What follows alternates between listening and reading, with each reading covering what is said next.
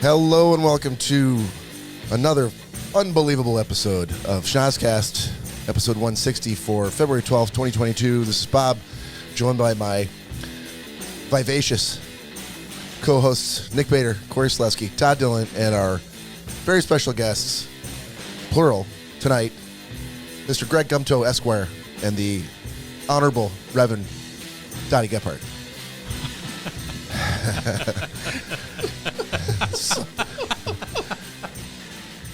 Wow. Oh, much better. Okay, I like that. Yeah, that's and probably more accurate. That is very accurate. So was the first one, but yeah. Hey, I don't know if I'm the oldest one here. All right. Oh no. Just to get out of the way, let's get housekeeping done. Cory, did you have something you wanted to throw in for housekeeping too? Yeah, we discussed at the game today. Yeah. So we were talking with Lori, Nick, and Bob was very excited that you're turning 40 next year. Yeah. I think everyone. Everyone excited. at the table got very excited that you're going to be 40 because you're officially going to be really old. Old as balls. I think. I'm embracing it. Welcome to the club. Dude, welcome. I'm glad to be. I mean, it's nothing. It's not one of those things for me where I'm like, no, come on, you guys. Like, I'm okay with it. If I'm gonna go gray, if I'm gonna do whatever, I'm like, let's have it. So we discovered that when you were in sixth or seventh grade. Yeah. Well, and this doesn't really. I mean, I guess how should I preface this without making Lori sound old? Well, it's too late for that. You could stop telling the story. That would probably fix that problem. I don't see that happening. No, I think she's told me that several times. Yeah, she was teaching fifth grade when you were in. Yeah. We originally thought that you were in fifth grade when she was teaching fifth grade. Yeah. Which was hilarious to the table. And then math prevailed, and we all realized that you were actually in seventh grade. Yeah, she told me before. She's like, oh, so when you were I just started my teaching career. I'm like, sure. I know, she's told me before. I don't remember what it is. Sure, it was exactly like that. It was. All right, so for the... Oh, go ahead. And so or should we... There's more? I'll pose the question later. We can get into that later. Okay. All right, if you're new to the podcast, thank you for joining us. You can find us here each and every weekend. If you want to listen to us out in high-def audio, you can find us out on Podbean, Spotify, iTunes, Amazon Music, Pandora, Audible, or anywhere where you can get a podcast. You can also follow us on social media, on Instagram, Facebook, or YouTube, at Schnozzcast. That's SCHNOZZ cast. If you consider yourself an author, you can pen a subscribe out at schnozzcast@gmail.com, or you can call or text us at any time, day or night, at 618-SHOCKER. We lose the shocker line, yeah. I don't know. I keep hearing wind chimes. I don't know what's going on. Yeah, I'm not sure what, but... Oh, you got to mute that phone. Kristen's trying to figure out where it is. Oh, did no one tell her that we're not live anymore? I've been given the wrong phone number. I said 617. I've been sending people to 617 Shocker. Oh, those people that are explains so pissed. it. Those people are really pissed.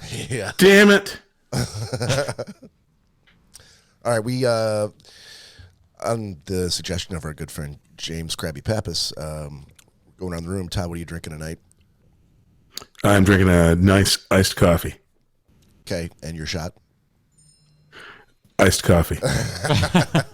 Oh, you could have at least done like espresso or something. Liven it up a little bit. That helps with the hangriness, I heard. A shot of cafe mocha. How's that? Ooh, snazzy. Greg, how about you? What are you drinking? I have the Nick Bader Special, Soft Parade. Okay, and I don't happen to see a giant flagon of booze next to you like normal, but you're doing a shot with us. I do have I don't know what this is. The McGillicuddy's. Yeah, he's doing the honey whiskey. what you're doing. So yes. Bob and Greg are doing the McGillicuddy's honey whiskey. Donnie and I are doing Fireball. Cory is doing butter shots.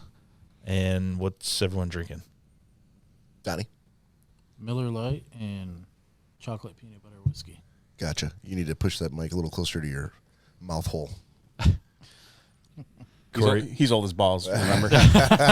Cory, what are you doing? Highball or what the fuck is that called? A Bud Light new hard soda. Oh, I'm looking at the one down there. Okay. Oh. Yeah, or is that? That's hard cola. Oh, okay. Gotcha. Same thing. And a lot of us are drinking off the keg, Soft Parade. Yeah. So, yeah. So I don't know why I'm not drinking off the keg. I don't. Well, you've got your I haven't even water cracked a beer yet. and your Dago. I totally forgot I'm here. No, I have one. I haven't opened it yet. Yeah, Nick hooked me up with some ice water here and function on lots of supplements and All right, cheers. stuff. So yeah, if you don't Chop, have chop. don't have something to drink, grab it and do a shot with us. Cheers. Cheers. Salute. Well, that fireball's been in the freezer all day, hasn't it, Bob?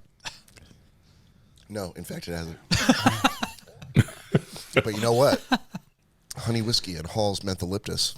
Oh, God. That's a great combo. Well, yeah. I mean, if the Halls were lemon, honey whiskey lemon, you'd be all set. You know what? Failed. Yep. Bad planning. Bad planning, gentlemen. Yeah, so Cory and I went to take the ladies to go see the Red Wings versus the Flyers today and had a great time. Very good time. Yeah, found a place downtown Harry's, which is right by Little Caesars, that has free parking, and they opened up at 10, which is great. Actually, before 10. Which, to Harry's, they need to put on their website that on game days they open early. I'm sure Yeah. they're listening. I sure hope so. I'll send it to them. I would not tell people. Irene, did you hear that shit? Why wouldn't you tell people that? Because people like you showed up, and it made it so that And there's gave- actually people. You were there. And gave them money. But yeah, but here's the thing. If they tell people, then you wouldn't be able to go there because it'd already be full. Right. It was full. I mean, it was full, completely packed after the game. It was pretty What, full see? during What's, the why game. why tell people if it's already packed? Best kept secret. You Yeah. just ruined it. No, There you go. I think that's bad business sense for them. I don't know. Business sense? But- yeah. I'd love to see you two go into business together. Advertise. No. No, I'm not saying I'll you have to fight you for advertise. it. There's no reason to advertise because everybody knows if you're going on the Wings game, Harry's is packed.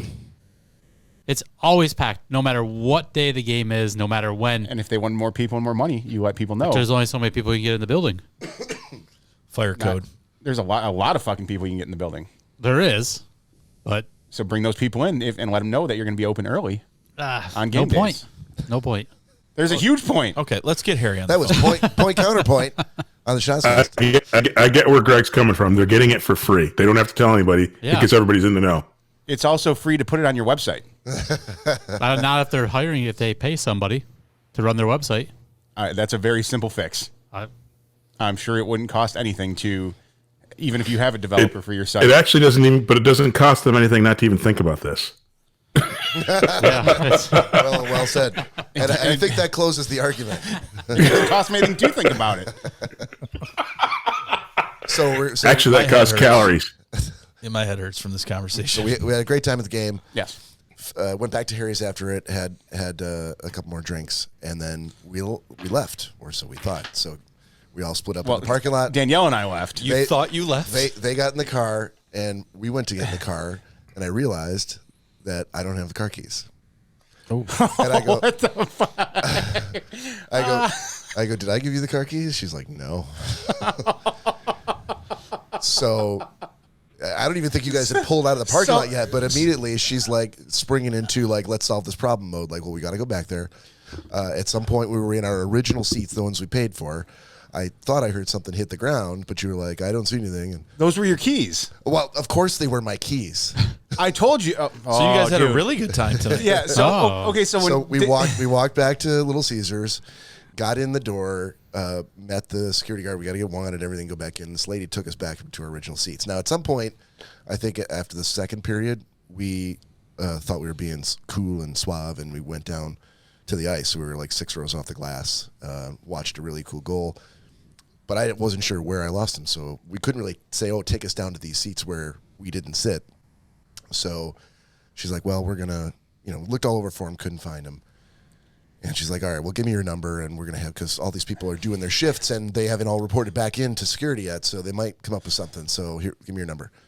So I'm like, all right, plan B. So I called Cecilia. I'm like, you got to throw Griffin in the car. You got to drive down here and come get us and bring us back to my house so we can get my other set of keys for my Jeep. And then I got to drive Lori back to Livonia so she can get her other keys for her car, then drive back to Harry's, get the car, and then go home from there. And we were about to do all that. Cecilia was literally like on her way when she got the call saying that they found the keys. So, Dude, why didn't you just tell them and say, hey, we changed seats because we wanted better seats? because I'd already gone down there once to look for her mittens because she lost those mittens. Those are gone. Yeah. And I didn't see This any was all keys on there. tonight? This was all today. I didn't Sounds get like with a you guys. I didn't get home series until of very unfortunate. Note to self. yeah, which don't. it's all my fault. I felt horrible. But she's like, it's okay. It'll all work out, whatever. So it all worked out. We got the keys back. Didn't have to drive like another hour and a half. But I didn't get home until like 7:30, and then had to deal with the dog. Had to deal with blah blah. I didn't. I tried to take a nap. I got like 20 minutes, and then I ended up sending Cory a text saying, "Hey man, my kids are all gone for the night, and Nick can't pick me up. So I need to. Can you swing by and pick me up?" And nothing. So like 25 minutes later, I'm like, I'm just gonna call Danielle. It's like, call Danielle. Nothing. I'm like, I know what's going on here. So finally got a call back from. What's going on? Something very There might have slow, been Todd. a little boinking going on. I'm At that time of the day, yes, we were naked in bed. I already fucking told you I can't lift my leg like that. I can't fucking lift it that high. So I TT finally- is a patient lover. Todd, you're going to get muted very soon. Boom goes the dynamite. I finally got a call back from Danielle, and she's like, "Hey, what's up?" Nothing. What are Not you doing? Cory anymore. She's like, "Oh, not much. Cory's sleeping." Hey, Bob. All right, man. Just tell him when he gets up to call him back. Tell him I need a ride. Okay, no problem. I just gave him one. So anyway, that's why we're late. Oh, that's Bing awesome. bang boom. That's why we're late tonight. So we were leaving the parking lot, and we saw them walking towards what we thought was Lori's car because we knew she drove. Out of the parking lot. They 'Cause walk, they walk out of the parking lot and turn the corner. Yeah. And Danielle and I pulled out. We didn't see them anywhere. Like, oh, they must have went to that market on the corner or whatever just to see what they have real Where do you quick. think they went? Who cares? Let's go home and fuck. Yeah. Sounds That's like how it. that He said went. pull out. Sounds like it. He said pull out. We Both both the parking lot. we yeah. both had a bunch of drinks. We got home. I remembered my wedding shoes. Next thing you know, I'm only in my wedding shoes. We're having a good time. And Bob's calling. Bob called way after all that. Bob called after he fell asleep. But dude, You pushed forward your pregame, huh? You know it. He did. I'm starting to get nauseous. Those were your keys that fell out of your pocket when you stood up to take your coat off. Apparently they were. How much did you guys drink? Okay, I was fine. Here's what I'll say. I ended up driving home. You had 4 course I- hours in between. I did spend another hour and a half in the. You walked another arena 12 after. miles. But no, I was fine. I think we were just like slowly like drinking a little bit all day long.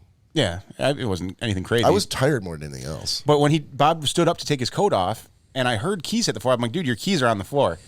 And Lori looked down, and Bob looked down, and they're like, no. Bob's like, no, those were in my pocket. They just hit the floor. That's what you heard. I was like, okay, he knows better than I do with his keys. I thought my jacket pocket had hit the floor and jingled the keys. I mean, Clearly, at that No, time, they were on the floor. At that time when you went like, no, I still got them. I He did pat- They did not. I was going to say. do a slow pat of the He jacket. So patted his literally- coat pocket. Yeah, he did. He good goes, coat. those were my keys. You had the ghost of Christmas past coming Yeah. and telling you what exactly happened, and you're like, "Pff, get out of here. I don't believe in What are you ghosts. why are you trying to tell me something? Get out of here. What I'm getting out of this story is don't ever give Bob your keys That's probably or Word. rely on them. I could have for going told you right that there. a long time ago. That's probably fair. Or This don't is all bother to news tell to Bob me. he lost his keys and just keep on going. Bob had a key. Yeah. Bob had a key of mine Like once the way you think. and turned it into butter in the wrong lock. After I Yeah. listen, My track record is not good. after with I keys. passive aggressively left a note in the Ziploc with the key that said, "Whatever you do, don't use this on the back door. It's for the front." So that night, Bob went right to the back door. I didn't see the note yet. Goes to open it. He just goes, "Oh shit!" And I'm like, "What's wrong?" He's like, "The key broke." Oh, I remember that Read that story. note backwards. So there was a whole bunch that went on in between then and what happened after, and I'll leave that out. Will you look at that? But we got a second. Go to the back door. We got a secondary key, and Bob grabbed it. And what does he do? He went to go walk right to the back door, and he finally was like, Donnie. Oh man, he's like, no, you know what? He's like, here, I should give this to you. I had a secret key like buried in my yard in January that they had to dig through the snow to get. He grabs it and he's like, give me that key. And goes marching Right to towards that the back back door. door. Corey's like, Maybe I Bob! could use this key to push the other remnant of the first key through the lock. And then we'll get did it that like way. easily slide in, or was you like, God damn it? I felt it slid in pretty easily. It was the turning wheel that was the problem. That's what she said. Exactly. Give it a little twist. It'll work. Yep. The funny thing Yep. is it was like a last minute I had to work overtime. And I had to work a midnight shift. I couldn't come back. So I'm like, well, the show must go on. You know, you guys go to my house. And, call you from the they were road? at my house for like 5 minutes. And all of a sudden I hear, hey, man, what's going on? I'm like, hello? What's wrong? No, nothing. We're going to we're gonna come up to your work. We gotta get your key. I'm like, I left the key on the table. It's right there. You know where the key is. Yeah, no, I know, but we broke it off in the lock, so we're gonna come get your key. I said, I don't have an extra key. Well, we do now. We need to get in, so we're gonna get your key. I'm like, so I'm going to be homeless. They're more like key fragments. You're gonna have my only key to get in my house. I'm like, you're not fucking coming up here. Well, we're already on the way. I'm like, I don't give a fuck. Oops. Yeah, so good hockey game. Sounds like it. So moral of the story is never trust Bob with any key. That's ever. Exactly. Anytime ever. I can't believe that's Exactly. what happened. Yeah, that's what happened. All right, let's do a little booze news, boys. And now it's time for booze news. All right. I know I got a story here, but Donnie, do you have one? I thought I heard you might have had one. Yeah, I do. You're looking for it. All right. While you're looking, Idaho. while you're looking, real Idaho. quick, with Greg Gumtow in mind, and I honestly didn't know that you were going to be here tonight when I picked the story, but there's a website out there called Vollebak, VOLLEBAK, and they are selling what they're terming it to be an apocalypse jacket. He's immediately reaching for his phone. Let me look at this.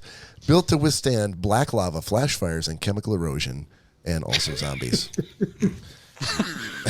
Hold on, let me get my knife. So Seeing the tablecloth slowly go up in the air. Right. let me see if I can just get to the Hey, Bob, points of pride here. Yes, sir.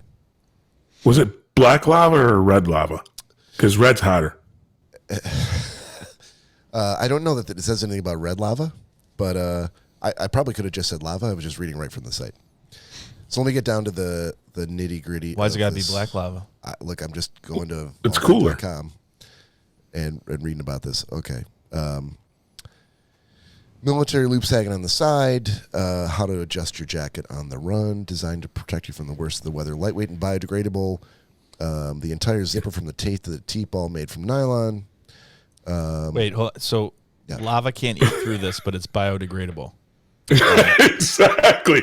You get rained on. Yeah. Yeah. What natural elements are going to break this down then? Well, this if is the lava zipper. can't. This is the zipper that they're talking about. Oh, well, you got to have that. So the jacket bursts into flames, but No, your zipper's still intact. The jacket's completely fine. What happens is the zippers just are made unzips. of That wood. zipper just melts away. Yeah, just instantly gone. Says the 3/4 length fully hooded jacket was designed for the U.S. Air Force in the 50s for aircraft carrier deck crews facing temperatures as low as minus 60 Fahrenheit. The hood was the finishing touch, allowing the wearer to seal off their entire face apart from an air hole for breathing, hence the snorkel hood. The Apocalypse jacket modifies this. You pull on the draw cord, and it'll cover your face enough to offer protection and anonymity from the killer hordes out there. Like, it's already like naysaying. This is a bunch of bullshit. Okay. Let's see. It's incredibly comfortable to wear. It's also $1,300. Yes. Small price to pay for. Right, And- but you're and the getting guy- a jacket from listen, the apocalypse. The Greg. guy in the thing, Yeah. You know him? no, he's holding your- a flamethrower. Okay. He's probably ready to just turn it I'm on himself. assuming by the thing that's in his hand, there's zombies. Last thing you want Is it flamethrower? is fucking zombies on fire chasing after you. That's just stupid. Yeah, they don't care about fire. Yeah. The only You thing just they know punched is violence of the head. You Yeah. just punched a hole in this entire website Hey, One observation. you know, sometimes people need the truth. It's because he already has the coat. I'll tell you what, though, if I see somebody walking around with it, I'll be like, can that stop a bullet? They're like, no. I'm like, perfect. All right, what about this, Greg? Will this sell you on the jacket? It has 23 total pockets. No. No? No, because, like, I'll lose shit. I'm like, where the fuck was that? Son of a bitch. It's in one of my pockets. Next thing you know, I'm dead. The entire lining of the coat is pockets. It's So too there's many for literally me. shit that's in a pocket where you have to take the coat off to get in the pocket. Yeah. That makes no sense. Nope. Give You me, could give give me. Bob 23 keys. Yes, that is true. I would break every one of those 23 keys. So is this something that you would No, consider? No. I would rather have. I don't know. I'm sure. I don't know what the going rate for like a fireman's jacket is, but I'd rather have that. I feel like that's not $1,300. This one And they're says way more it's abundant around chemical here. splash resistant, so it repels oil, petrol, sulfuric acid, nitric acid, and caustic soda. Also antimicrobial, UV resistant, and high wicking. In short, it provides you with the highest level of protection you'll find anywhere on Earth. Wow. And it's biodegradable. It's And it's biodegradable. right. The zippers. Yeah. Because in a zombie apocalypse, you want to make sure that whatever things you drop on the road will degrade and not litter the landscape. It's true. Exactly. I mean, got to look out for Mother Earth on this one. But I am looking at their indestructible hat right now, built with magnetic storm flaps, waterproof membrane. It's a little bit more within my price range. Yeah, it's only $245. Oh, Now we're talking. I mean, How much was the coat? $1,300. Yeah, it's $1,300. That's a shame what happened to Greg, but look at his head. Yeah. Todd's Not a scratch. Todd's like, add to cart. Look at that. I mean, this hat. They decapitated. No, it it. sounds It's silly. still there. Look at it just sitting there. This hat is made from a material 15 times stronger than steel. Wow, you got to have that. I mean, Todd, Why not? Todd, didn't you immediately buy the Lego set that we were talking about, the Millennium Falcon? Last No, week? $800, I did was- you buy that? No, I was hovering over the click button, and I was able to talk myself off the ledge. He was very close. That's so awesome. Yeah, I but think you- it's sweet. And he was leading us on too. He's like, "I'm almost ready to add it." Oh, I was almost there. I was Todd almost is there. lucky that I wasn't on that because I would have pushed him over the edge to buy it. Todd is Exactly. Todd Dillon is one big tease. let's just bring it back up. Yeah, let's do this. Come on. I love spending other people's money. You have to understand though. This is Todd's one dry month a year. Yeah, I think he's going to have a little bit more willpower than he would. Yep, normally. exactly. So just Immediately preceding his yeah. one physical year. just do the long con. Oh yeah, no problem. And then wait till one night he's really going heavy on the peach peach CC. Yeah. And then be like, hey man, remember that we were talking about? I bought that last month. Next month. Next month. It's going to be on. Wait till he's drinking that peach Canadian Club and He's got his Crown Apple. There you He's go. have a few too many Crown Apples, and next thing you know, There you go. Yep. All right, Donnie. I think we beat that one to death. So what do you got for us? Well, I had a couple, but Knock us out. the curling team from the United States, looking like a bunch of men, wanted to get away from their family, somehow decided or ended up going into a curling event, ended up in the Olympics. Look at that the sweet guy on the right. stash on the right. The guy on the right. You need to pull up a picture of him today because he's got a big old mullet. I guarantee Oh, there's an No older joke. picture. there's Oh, sponsored- that's an older picture. Okay. The guy that I saw on TV yesterday had a flowing mullet as he was doing the thing.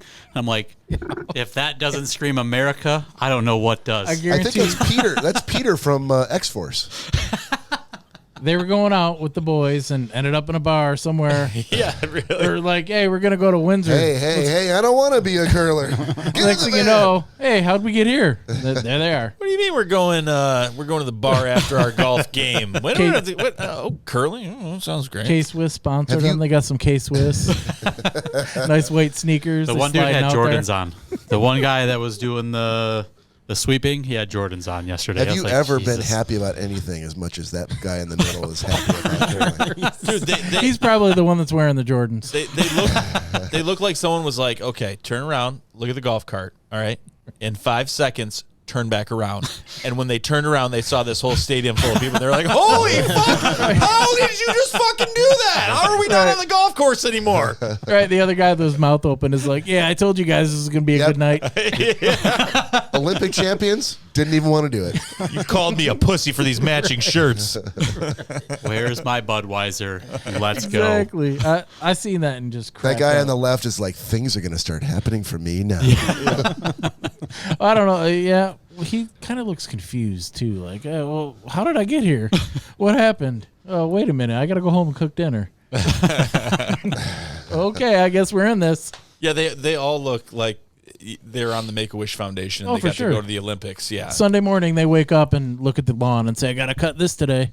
And And now I'm at the Olympics. And here's the team that won the Olympics free contest, where they can show up at the curling arena and come out to see what it would really be like to be a curler in the Olympics. No more looking at the lawn in the morning after I've cut it. I will say those guys look pretty in shape for curlers. I always expected curlers to be a little on the portly These side. guys look in Really? shape. I look at it this like Just for like Exactly. low center of I gravity. don't see an but ounce you of have to be athleticism. stretching out. Like What? Yeah. they guys aren't Fat stretching guy- out. Fat dudes can stretch. Nah. Chris Farley. I mean, I'm fat. I stretch. I mean, it happens. I Let's go mean, down. I wasn't implying anybody in this room necessarily or on this podcast could do that, but those guys are Olympic professionals. Oh, for sure. Like I said, it's like they the look whole like, neighborhood of dads came out to look at the storm after the sirens went off. Look at this. For those listening outside the Midwest, we like to look at our storms. Yeah. So that was your booze news? Yeah, well, I got another one too. All right. Idaho, the commission, because Idaho's all about potatoes. I've For heard. Valentine's So Day, I've heard. Valentine's Day, they have a potato flavored or scented perfume. Potatoes. so dirt. So your girl could smell like what they say is a platter of French fries. Well, a potato is not necessarily a French fry. Yeah, correct. well, that's what the scent is. Is the French fry Okay. smell. Oh, but it's a French for fry smell. potatoes. Now you've got my attention. The smell is for potatoes. Yeah. No, it's French fries. They call it Fritas. Well, Frida was a I very was gonna go with popular Ode- singer in the 80s. I was going to go with Ode to Fry. Right. She's saying there's something going on. No, they're saying it smells like a platter of French fries. I'm like, I'd buy it for Kristen and Corey, Boom. no, stop biting my shoulder. But is this meant for the dude to wear or the girl to wear? for the girl to wear. confused. It's Really? the They market it for Valentine's Day so they can raise funds for their Potato I don't farms? know, potato event. For their dirt. Has Their any national or state potato commission. that only reminds me of Detroit Distillery with their punchki vodka. Have you guys seen that? I know Oh, we yeah. talked about it Yeah. here. You know, Wasn't it today the day that it went on sale? 11. No, yesterday. 11. Yesterday? Because if you didn't get it yesterday, because we're going down you're Sunday next week to go pick it up. Yeah. Katie got So some. She did. Yep. Congratulations. They said they've made more than And they the seltzer. They got seltzer. they made more than they ever have. Yeah. And I looked today because it did go on sale yesterday. Excuse me. In the last couple of years, they said that it's gone out of stock within about 35 minutes wow. online. Yeah. So they team up with New Palace Bakery, Polish bakery down in Hamtramck, and they buy, I think, like something ridiculous, like 50,000 punchkis or something like that. And so there's no punchki flavor. They literally take raspberry punchkis, put them into their stills, and then they do the whole process and they filter them out. And I know from experience, like I was telling the guys before, we used to go to the FOP. One day I saw something online and I came in and took 5 glazed donuts, put them in a mason jar, filled it up with some good vodka, and just let it sit. And I strained it, and it was like this Easter yellow, this vodka. That's the color it turned. And it tasted literally like a liquid glazed donut. It was amazing. So I know that actually works. I mean, it's night and day. It tastes exactly like it.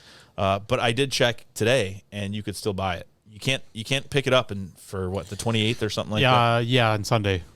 There's a lot of places doing it now. It's really caught on and become a pretty big thing. Yeah, it's not hard to do. I mean, if you have a distillery, you know. but yeah, I really want to. It wasn't in the cards today, but I really want to pick some up. I think we should all try that. I think, especially because it keeps selling out every fucking year. Yeah, I think we should every one of us get a bottle. Yeah. Yeah, I don't know which one she got. She got that, and then the seltzers. I guess they're coming out with seltzers. The same flavor? She showed me a picture of the can, and I'm like, I don't know. I mean, I would just like the Detroit Distilling Company or distillery or whatever the hell it is. Just the fifth when it's done would look super cool, especially because it's one of the. I watched a video online. One of the brewers, I guess their big boss, like went on vacation for a week. And it was right around this time, and he's like, "Don't fuck anything up while I'm gone," kind of thing. And as soon as he left, he's like, "All right, let's go over to New Palace Bakery. We're gonna get some donuts. And we're gonna throw them in the still." They were like, "Didn't he just tell you not to screw anything up?" And he's like, and then the boss found out about it, and he's like, "Yeah, keep doing what you're doing." Yeah, for sure. So it was one of those kind of fluke things, you know. Well, there was the master brewer down in Fort Street Brewery. It ended up closing down. I mean, they just never got the business. But he was like, each week he would have like a drum, and he'd have people put suggestions of things he should like make a theme beer for that week or whatever it may be. And someone put something in to be funny one time as root beer flavored beer, and it was so successful that he added it as a permanent menu item. They called it Turbo. And it was just a very light beer with a very, very, very, very light root beer taste to it. It was fucking delicious. But now they're out of business, so. Yeah. So much for that. Dad's root beer took over. Yeah, really. Yeah. That's probably who sponsors the Olympic curling team for the U.S. Dad's root beer liquor. Awesome, Donnie. Are we good for booze news then? Anybody else got anything? I got one for you. I got a booze news. All right, we got two more. All right. Todd, go ahead. Well, actually, hold on. Before you go, Todd, we're gonna the alcohol drinking folks here are gonna do a shot. If you want to do All right. throw a little coffee back, that's cool. I'll do it. All right. Cheers. Cheers, boys. Cheers. Salute. All right, Todd. What do you got for us? All righty. So this is out of Newsweek. And I'm staying away from politics. You gotta hear me out on this one. There's no political slant here. But the mayor of an Ohio town recently, and had to be Ohio, recently voiced his opposition to allowing ice fishing at a local park, but inexplicably linking the pastime to prostitution. Mayor Craig Schubert of Hudson, Ohio, made his comments at a council meeting this week during his discussion about safety and liability issues that might arise if the city allows ice fishing at Hudson Springs Park.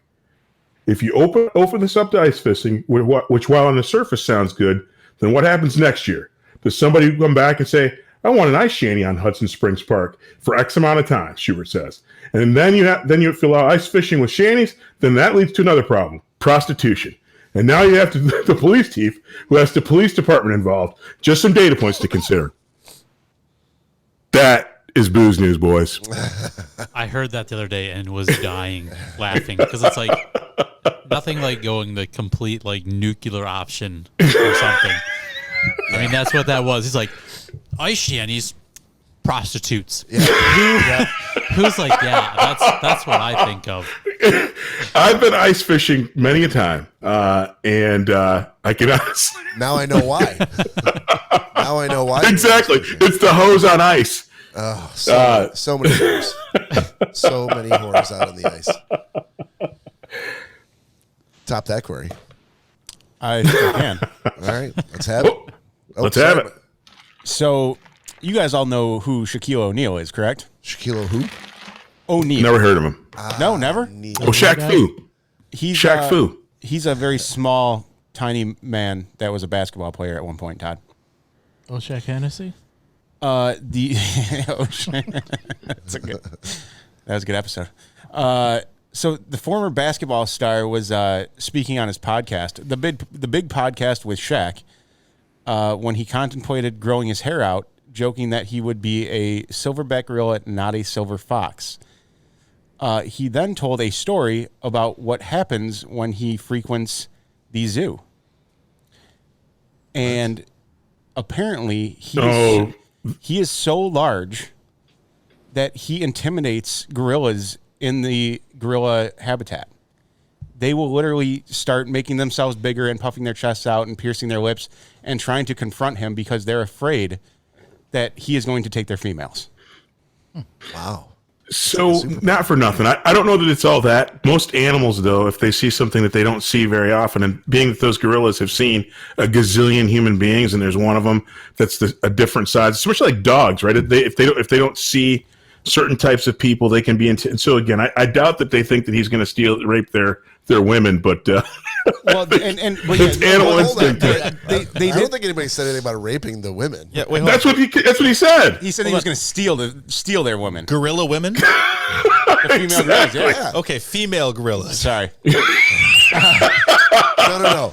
I want to stick with gorilla women. I came back. There's Shaq. There's gorilla women. I don't know what the fuck's going on.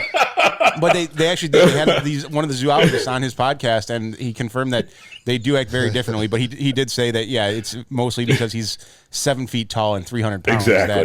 that they're insanely intimidated by him. So could you imagine the fact that you're so large, you could intimidate a gorilla? Dude, Like that's insane. I mean, A very powerful animal is looking at you as a human being like, I don't like that. yeah, I'm sure if, you know, I'm sure they'd be put off by a dwarf as well. I'm sure. No, maybe. I'm sure if there was an elephant or any other large being that was walking towards them, they'd probably flip the fuck out too. I mean, it's just he's big in stature. Exactly. Yeah. You're not getting my women. Hands off my gorilla women. That's right. The problem with gorilla women as the title for this podcast, for this episode, is that they're not going to have any context for. That's why they got to listen to it. You son of a bitch, Yeah, Cory. hold on. I mean, I think it ropes people in. Hold on. Is there ever any context to any of the titles you put on the show? Yes, I am always. clicking hold on on. anything that says Gorilla that. Yeah. Gorilla women. I'm like, click. Like, what the Last week hell was is that? Dave. Yeah. Dave No. say, It's a movie.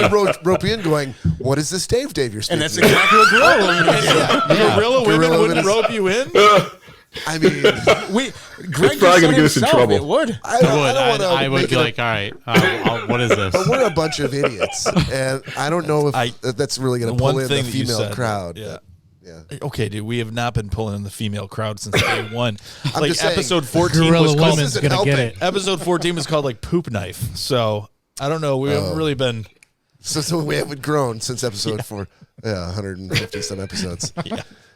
That's why, dude. no It's getting growth. depressing. Just stop numbering them, please. All right. I'm like, oh, episode But 754. that's the context.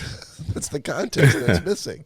So to go back on the Punchki vodka or whatever. Yeah. Please. Let's do that. Katie got you a bottle. Get the fuck out of here. So there'll be one coming. no, here. she did not. She did.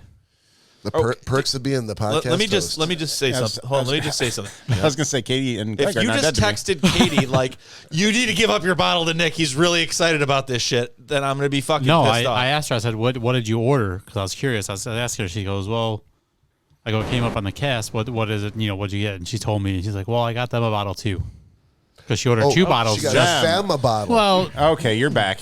Better. you know what I mean. She felt sorry for no, Bob. I think that's what we're trying. We're trying to clarify what I you mean, mean. that's amazing, Greg. But I hope that No, she says doesn't I need got to be two bottles buying because us- she goes. So I know they sell out fast, and I know you well, had I- talked about I them really, before. I don't know how to say anything, but I appreciate that. That's so amazing. there'll be one coming here when we go That's- pick it up in That's amazing. 2 weeks. All right. I'm gonna jerk off so many times that night. As You're opposed to any welcome. other night. Yeah. Yeah, I was gonna say, what's different from every other night? understand. Don't do it into You the all bottle. shouldn't know any of this, which is freaking me out. Nick's like, I'm just gonna play these little games on my Oculus tonight. That's right. Hey Alexa, play jerk off music. You think I'm sleeping on the futon? I'm actually looking under that door crack. All right, I'm trying to think about how can we rope Todd Dillon back into this conversation, and the thing that comes to mind immediately is airing of grievances. So This is a segment that we do that is uniquely Todd's bailiwick. Although sometimes some of us chime in. I've actually got one stemming from today, and it's not the arena holding onto my car keys too long. The arena holding onto your car. The arena. You fucking left The it universe is I plotting said it's against not me. that. I said it's not that. All I gotta say is why they make these keys so small. If it was the size of a guitar, I wouldn't lose it. Yeah, your key retrieval service is not up to par. Little Caesars. Surprised they didn't break when they hit the ground. I feel like Bob was the one they gave like the hall passes attached to like the 2x4. Yeah, back in high school. On a big chain, he's got to drag it behind Oh him. God, it's so heavy. This is a microphone stand for the stage in the auditorium. They literally took the cross from the church down and they tied this key to it. Why would they give that to me? This is the I'm just gonna tabernacle lose- from the fucking. I'm just gonna lose this cross. It's actually just chained And in the then principal's office. No And cross They give him like in the 150 church? feet of chain to keep going. I can get a bowling ball and put a chain on it, and then hook your keys to it, so you never lose it. So to drag around a bowling ball. Oh, no, Go on, Greg. Greg, I can do this. This Okay. can be done. Greg, it does all not that take means very is much. that any important item for Bob would be attached to bowling balls in my house while he's at his house. Well, or people are going to randomly find bowling balls lost everywhere. Like, where's this bowling ball coming from? Who's this guy We can living on engrave it. Brooks that has bowling All balls these like, bowling littering balls. his front lawn? I don't We get can- it. Little Caesars Arena staff would have found a bowling ball under that chair. we can Bob engrave it. would, Bob At would have looked least I down. would have heard it bouncing down the stairs. Yeah. Bob would have looked Funk. down and been like, That's nothing. not my keys, but that's your bowling ball going that's bouncing someone down. else's bowling ball. Everybody's got bowling balls these days. Who's to say my keys attached to that bowling ball? Come on, Cory. We can engrave Anyway, it back to the game. if lost. If lost, return to Bob. Yeah. All right, Todd. What's eating? What's stuck in your craw these days? Well, this is a crossover segment for me. Then my grievance today is the Winter Olympics has too many damn sports in it. This is getting ridiculous. There's now mixed doubles cross country snowboarding. All right, And- I'm going to stop you right there, sir. I'm going to stop you right there, and here's why. All right, After all right. hearing of grievances, we will launch headfirst into 90-second sports. All right. I don't want you to mistake the two, because Okay. I'm coming right back to you for 90-second sports. So don't get. I got you. Okay. Keep Okay. going. Okay, so there's too many damn sports, and then on top of that, the sports that are cool, Amen, the bro. sports like slope style snowboarding. Again, I got hooked in, drawn in, but what I saw is subjective judging of these tricks, and literally the guy who took second place was the best guy in men's slope style snowboarding, but he lost because I don't know, some person had a bug up their ass and voted for the wrong thing. And you can't tell. The guy who was commentating him said, that was the best run I've ever seen ever in the history of the sport. And the dude took second. So too much subjective stuff, too many sports. They need to trim it back a little bit. That's because anything that's judged is not a sport. Ooh. Yeah. Correct. That's a good. We were just talking about that a couple of weeks ago. We were saying that anything that you can bet on in Vegas is a sport. Right. But you're saying I think Anything people that's judged, bet on like this trash. figure It's just skating. so Yeah. subjective. I agree. If it's judged, it's not a sport. No. I'm trying to think, Todd, if there's a sport that straddles those two worlds. Straddles. Yeah, but I That's guess a word. I guess Oh, it is. at the I don't end know of, if it's at the end of sports the unless day, you're riding a bull. at the end of the day, yeah. and with my very limited sports knowledge, aren't referees kind of like judges for sports? No, they're more No, like rule keepers. they're rule keepers. They're just yeah. like the guy that knows the rules on the back of the box. They should. Yeah. Anyways. Well, but technically, the judges that Greg's referring to should be going by rules as well, right? They have some guidelines that they're looking they at. should. Well, I think but- they're more technique, though. Yeah, they'll Instead like of what they need to do rules. is get like Billy Bob and whatever out of the stands and be like, okay, watch this. Yeah. Tell me which one you found more fascinating. So some and then let random them, yeah, dude. Why from the- have? Oh well, he did 4 flips, but he didn't tuck that one knee in good enough on the third flip around. Right. You get minus points for that. No, like you just did 4 flips on skis off a hill. Like that's He landed his foot to the left a little bit. Yeah. We're going to disqualify him. That doesn't make no sense. The guy just did 4 flips and Right. better he than missed anyone it. else. Yeah, the other guy did 2.5 flips, but nailed it. Well, who gives a shit? He only did 2.5. I want to see the guy do 4. And if he misses it, he breaks his neck. So what? So I we'll want to ask- watch that guy. So we'll ask Donnie this question, and it stems from what Bob was talking about last week. The conversation we were having is NASCAR a sport? No. No, it's not. It's not judged. I think it is. It's not judged. And people bet on it, and Right. you can't be an out of shape piece of shit and do it. You just Tony can't. Stewart. Sorry. Again, he might be in worse shape than anybody else, like John Daly in golf, but he's still more fit than your average person. No, the average person couldn't I jump do behind the agree wheel with that, but there's and a make lot it of for the technique. race. There's a lot of technique and a technology that goes into it too. Like, Sure, and I would say that you can't be out of shape and a fat piece of shit only because you can't fit in the car because they got to take. I'll say this- the car is the No, wheel I've out been in the most car. times for you to get in. I've done the NASCAR experience, so you can be a fat piece Yeah, of but shit. Todd, you're fantastic. I don't know how someone how does someone force someone else to insult them? Because I wasn't really setting that up. And Todd's like, "Thanks a lot, man." I'm just saying, Thanks a lot. big men can get in the window. As long as you can get in the window, you can get in the car. hey, it's good to know my fat ass can fit in one though. But here was the There you go. Donnie. Here I was can't fit in an Indy car. Here I'm was- just letting you know right now. I've tried. here was the conversation. Well, that's open wheel sports. This is NASCAR. Right. So two different things. This is the most you'll hear about sports from me. But two different things. One, I think the conversation was last week is I didn't think that NASCAR was necessarily a sport. That was my personal opinion. Someone who knows very little about sports.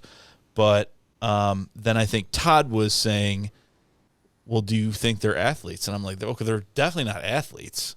well, I think it takes as skill. far as I the think it takes- driver goes, I think yeah, the driver. definitely. I think it takes skill. I don't think they're an athlete, though. That's like I can think ask that they because are. Our bowlers athletes are. Is bowling a sport? Like Todd's voting yes in the end. I think I vote yes. NASCAR is sport. I've met a few of the guys when I lived in Indiana, and yeah, I mean you have to be in shape to drive. I know it's just like driving. I agree with you on that You have part. to be in shape to be in that car. But as far as the entire sport, I would say no, because there's a lot that goes into it that But you just called it the entire sport, and you said it's not a sport. no. Yeah, it's As sport. far, no. I'm saying like the driver is an actual. I mean, he's an athlete. You got to be in So shape. he's to an be able athlete, to but do it's that. So therefore, it makes But it I a think sport. there's more technology, air, wind, speed. Sure. engine There's dynamics, science. everything There's a that lot of goes science into to it. Yeah. So I'll Agreed. I think The fittest. It's not proven that the fittest driver wins. It's the technology that wins out. But each one of them is an athlete. But the best athlete isn't the one assured to win. It's the best technology and the best probably hand-eye coordination and skills around actually just Yeah, putting the car in the right position. I agree with you on that part. yeah. I don't follow racing at all, but is there a type of racing where it's more of a mix between, let's just say that it straddles between the technology Straddles. and Bob likes that and the word. skill Corey straddled later. That's and why he was late. and the technology and the skill of the driver where those are more evenly. You know, That's- Like that's- the, I the think it's open all of road them. courses. The road courses, not so much the track courses, but like the. Le I guess Mans. like the open, the You're open talking wheel stuff. Open wheel stuff is Is- they do like Formula One does a lot of through different cities and things like that. That's why Yeah. like Belle Isle. Yeah. You know, The that's Detroit not a Grand Prix. that's not a raceway. Okay. So IndyCar, Formula One, all open wheel. They do things that are not a track, but.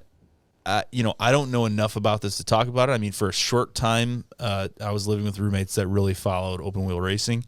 But my question is, if I'm sponsored by Wonder Bread. smoothmyballs.com that doesn't have that much money, and I get the shitty car, Yeah. and you're sponsored by Pennzoil, are you going to be faster, or are there rules Yes. set? Are there rules set in place that say, I don't care how much money you have, this is all you get to pick No. from. It's about technique. The money wins. So money okay, definitely so wins so because then you'll get more technology with right. the money. Yes, so then, exactly. So then, how is that sportsmanship? I mean, I get you can buy players that are better, but there are players that are gifted. These cars aren't gifted. You're just buying better technology. Right. Well, but the- the But if you put a people- shit driver in a great car, it Cars doesn't are matter. restricted. He's not going to There's win. only so much you can do to a car. That's what I'm saying. Like, is there a governor that Yes, says, yes, there's we're not going to let you go 300 miles an hour. The highest any car can go is this. Well, there's That's- ways but that even- cars are set up. But even with that, if you were an independent racer and you tried to get onto that set, if you didn't have money, you wouldn't even. yeah. Even if it's allowed, you wouldn't be able to afford any of that. So it's a healthy So money mix. will always win. It's a healthy mix of purchasing skilled drivers, purchasing skilled technology, like advanced technology. And I think it's more like a team thing. So you have and a good pit crew. 3 or and things like 4 that. racers that are racing in your race. And I don't know a lot about it, but I'm just saying, like, that's what you see is like you have 3 or 4 guys on your team and they all work together. Hey, if there's a guy that's clear cut in the win, in the lead, your other guys will be like, okay, let me get in the way of these guys and make sure nobody. Exactly. They try and win, but they cooperate. And again, how do you do that? You have money to have multiple teams. Yep, because there's kind of like an umbrella. Like Pennzoil owns these 5 subsidiaries, kind of thing. Yep. Well, not only that, there's like individual owners who own like several races. And they say, all right, look, you're at this position. We know that you've got no chance to win. But there's a guy behind you that might get in our way, so we need you to kind of. Yeah, I think the best way to put it is like with racing, skill will only get you so far. Yeah, and I think that's unfortunate. I mean, if you're going to call it, but I guess it's unfortunate that the the city or the team or the ball club with the most money gets the best players. But in baseball, for example, they don't always win. Well, like the movie Cory assigned me with the A's. You know how it Moneyball. Yep. Mm-hmm. So, but those situations are far and few. Yes, I think you're not getting to the top level without a little bit of money. That's what I'm saying. Skill will get you there, but money will put you over the top. But I mean, if you're already at that level, but I feel like people it's already dominated. If it's gone across all sports, all around, then people are used to it and are okay with it. Like, well, the most money wins. So okay, for sure. Big markets, big money. Yep.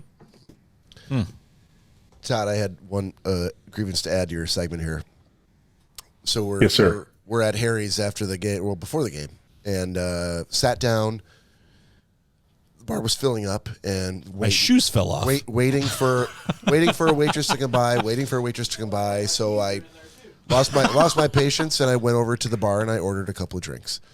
Come back, and Lori goes, "Hey," so I gave her a drink, and she's the only thing she says to me is, "So Ileana's disappointed," and I'm like, Who is Ileana?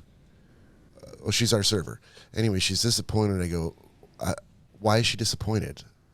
Well, because you went to the bar and got drinks and didn't order from her. I'm like, I don't give a fuck. Ileana can go fuck her. First of all, I've not met her, and secondly, I don't give a fuck if she's disappointed. I really just wanted a drink. It's not. So what was she? She told you she's no. I just detected that she was disappointed. Hey, Bob. I'm like, you know who was disappointed before Ileana? You, for not getting a drink on You time. were. Yeah, 100%. So I sat down, and she did come by and get drinks for Cory and Danielle, and I'm not gonna lie, she looked a little disappointed, which made me upset. Like, why am I being made to feel guilty because I wanted to get a drink when you weren't anywhere to be seen? That's my grievance. What the fuck is up with people going like, oh, you're going to the bar?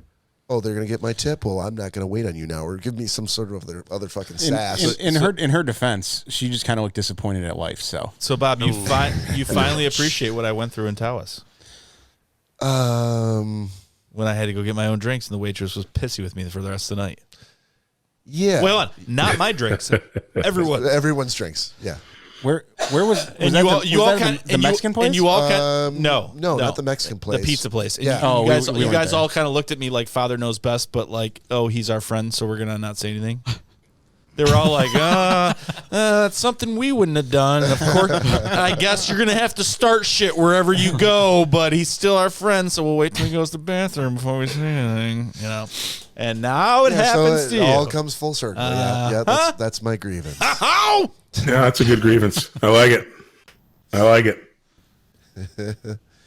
All right, can we do 90-second sports then?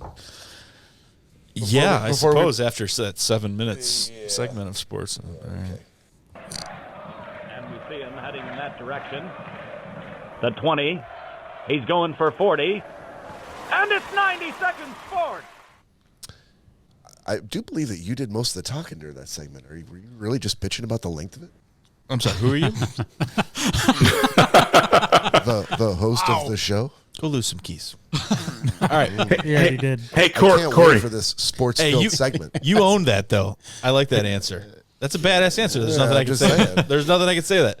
It's like, you got me. The guy that came up with this idea. I mean, Got me. yeah, fair enough. Yes, I Todd. love you, buddy. I love you too. So So- 90 Second Sports. Oh, I'm going to be ready in a second here, but I wanted to first air a little bit of another grievance. Oh. We're not following the rules, so I'm ready for 90 Second Sports, but I didn't give you the day. I didn't get the day heads up to actually put it in. So luckily, I was prepared. We don't have, I mean, there are plenty of guys here that like to talk Hold about on. sports. You didn't get a day's. Last week, you said, I'll be ready because guess what? It's Olympic season. And Nick literally was like, we've only seen 3 things on 90 Second Sports: Olympics, horse racing, and what was the third one? It was horse racing, Olympics, and NASCAR. In NASCAR. yeah. There was cricket in there too. Corey, Exactly. cricket. Yeah, so we talked about this last week. What do you mean you didn't get the day to prep? Never mind.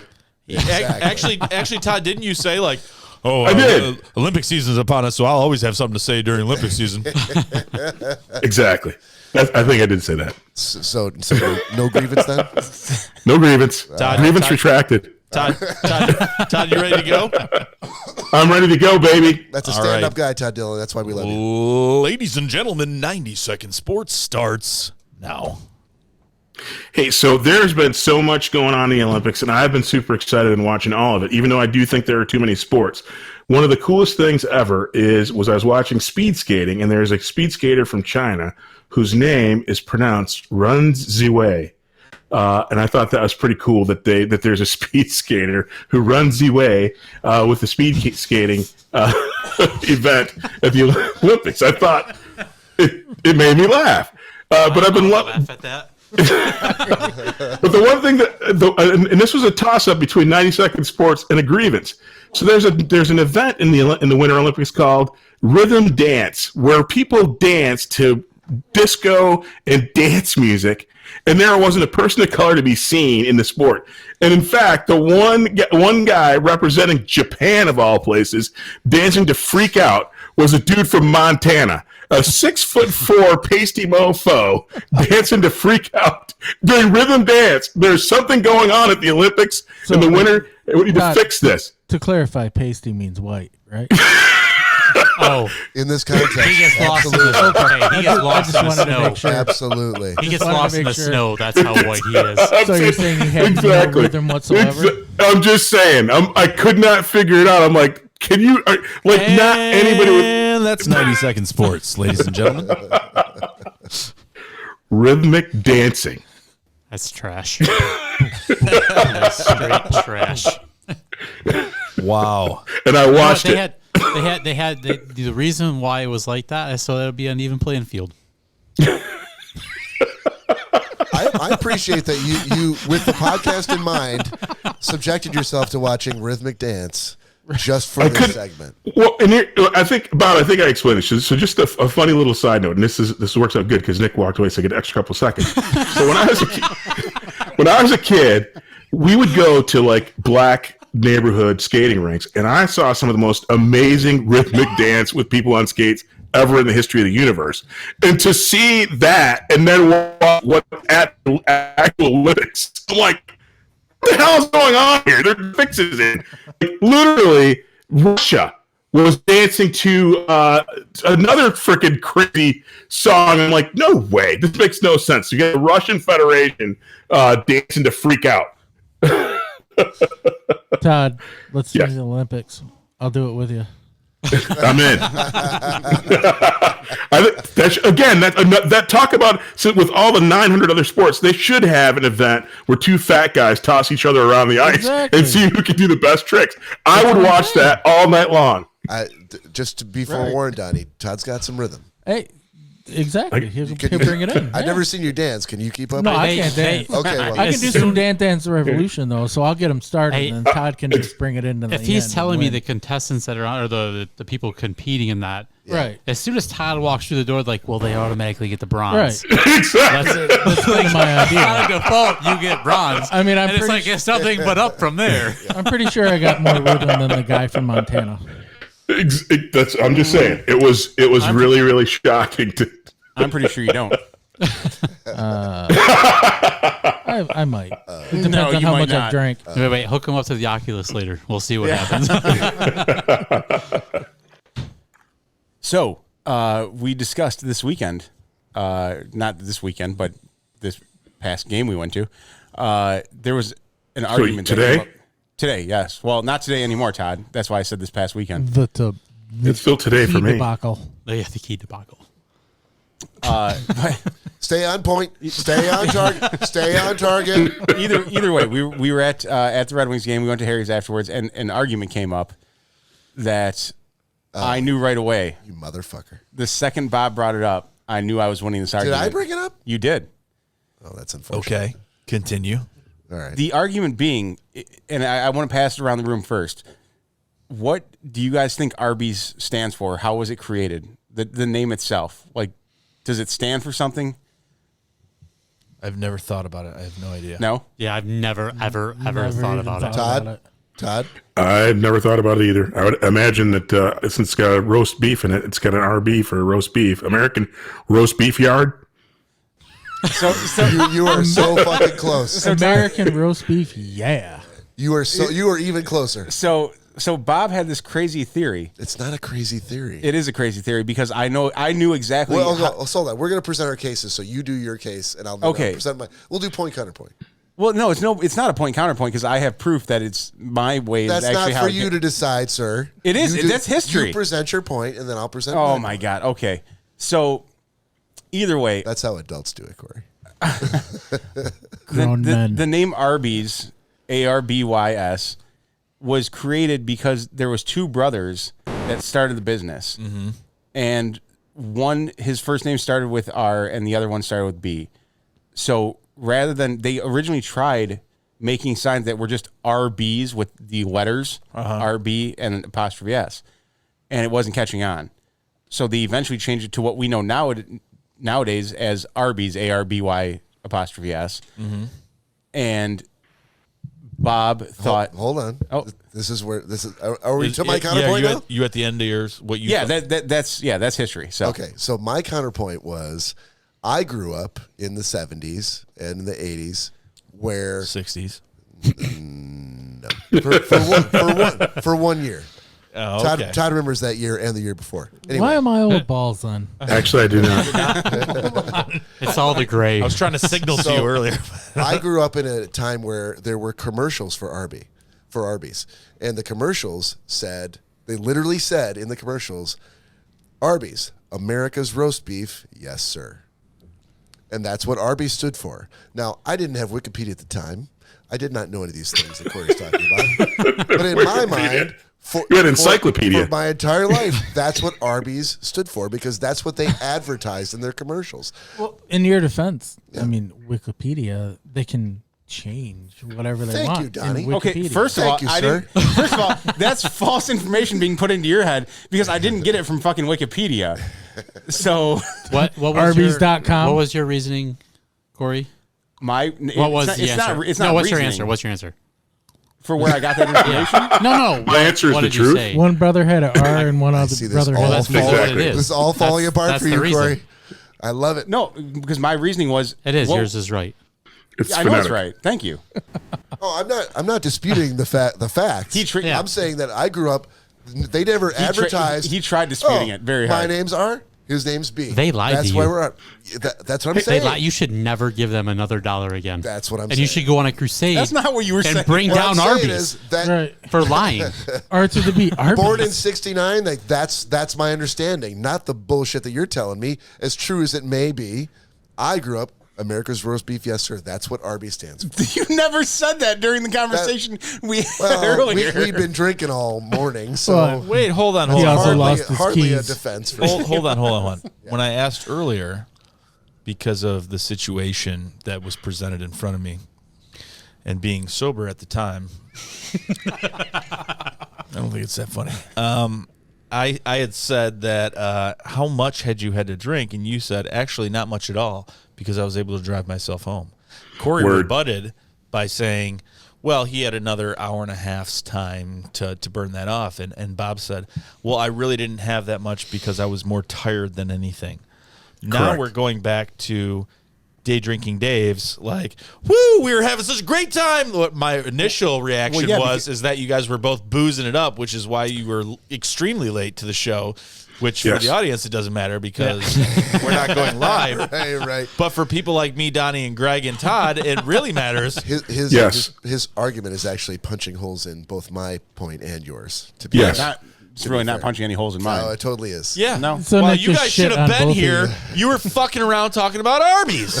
Yes. And all it's doing is making me want Arby's right now when they're closed right now. That's exactly what Danielle said. You mean America's roast beef, yes, sir? That's what you want? You guys waited so long. Is that what you want? We could have got some America's Arby's. roast beef, Greg? Beef and cheddar? Johnny. Beef and cheddar? Anybody? Johnny, let me fucking Listen, tell you. if it's 5 for 5, I'm in. I don't give a fuck if you don't have your keys or not. What the fuck does it stand for? You listen here, Cory. R to the America's B. roast beef, yes, sir. R to the B. I don't Arby's. care Todd. if it's 9:30 at Thank night. you, Todd, backing me up. We're gonna finish I'm not this backing you. conversation. What? Yeah. I'm not backing you, Bob. Thank you, Todd. Oh, son of a bitch. You're as wrong as the day is long. They were just out painting the town on our time. Yep. That's fair. That's fair. So I'm not sure what we're to glean from that.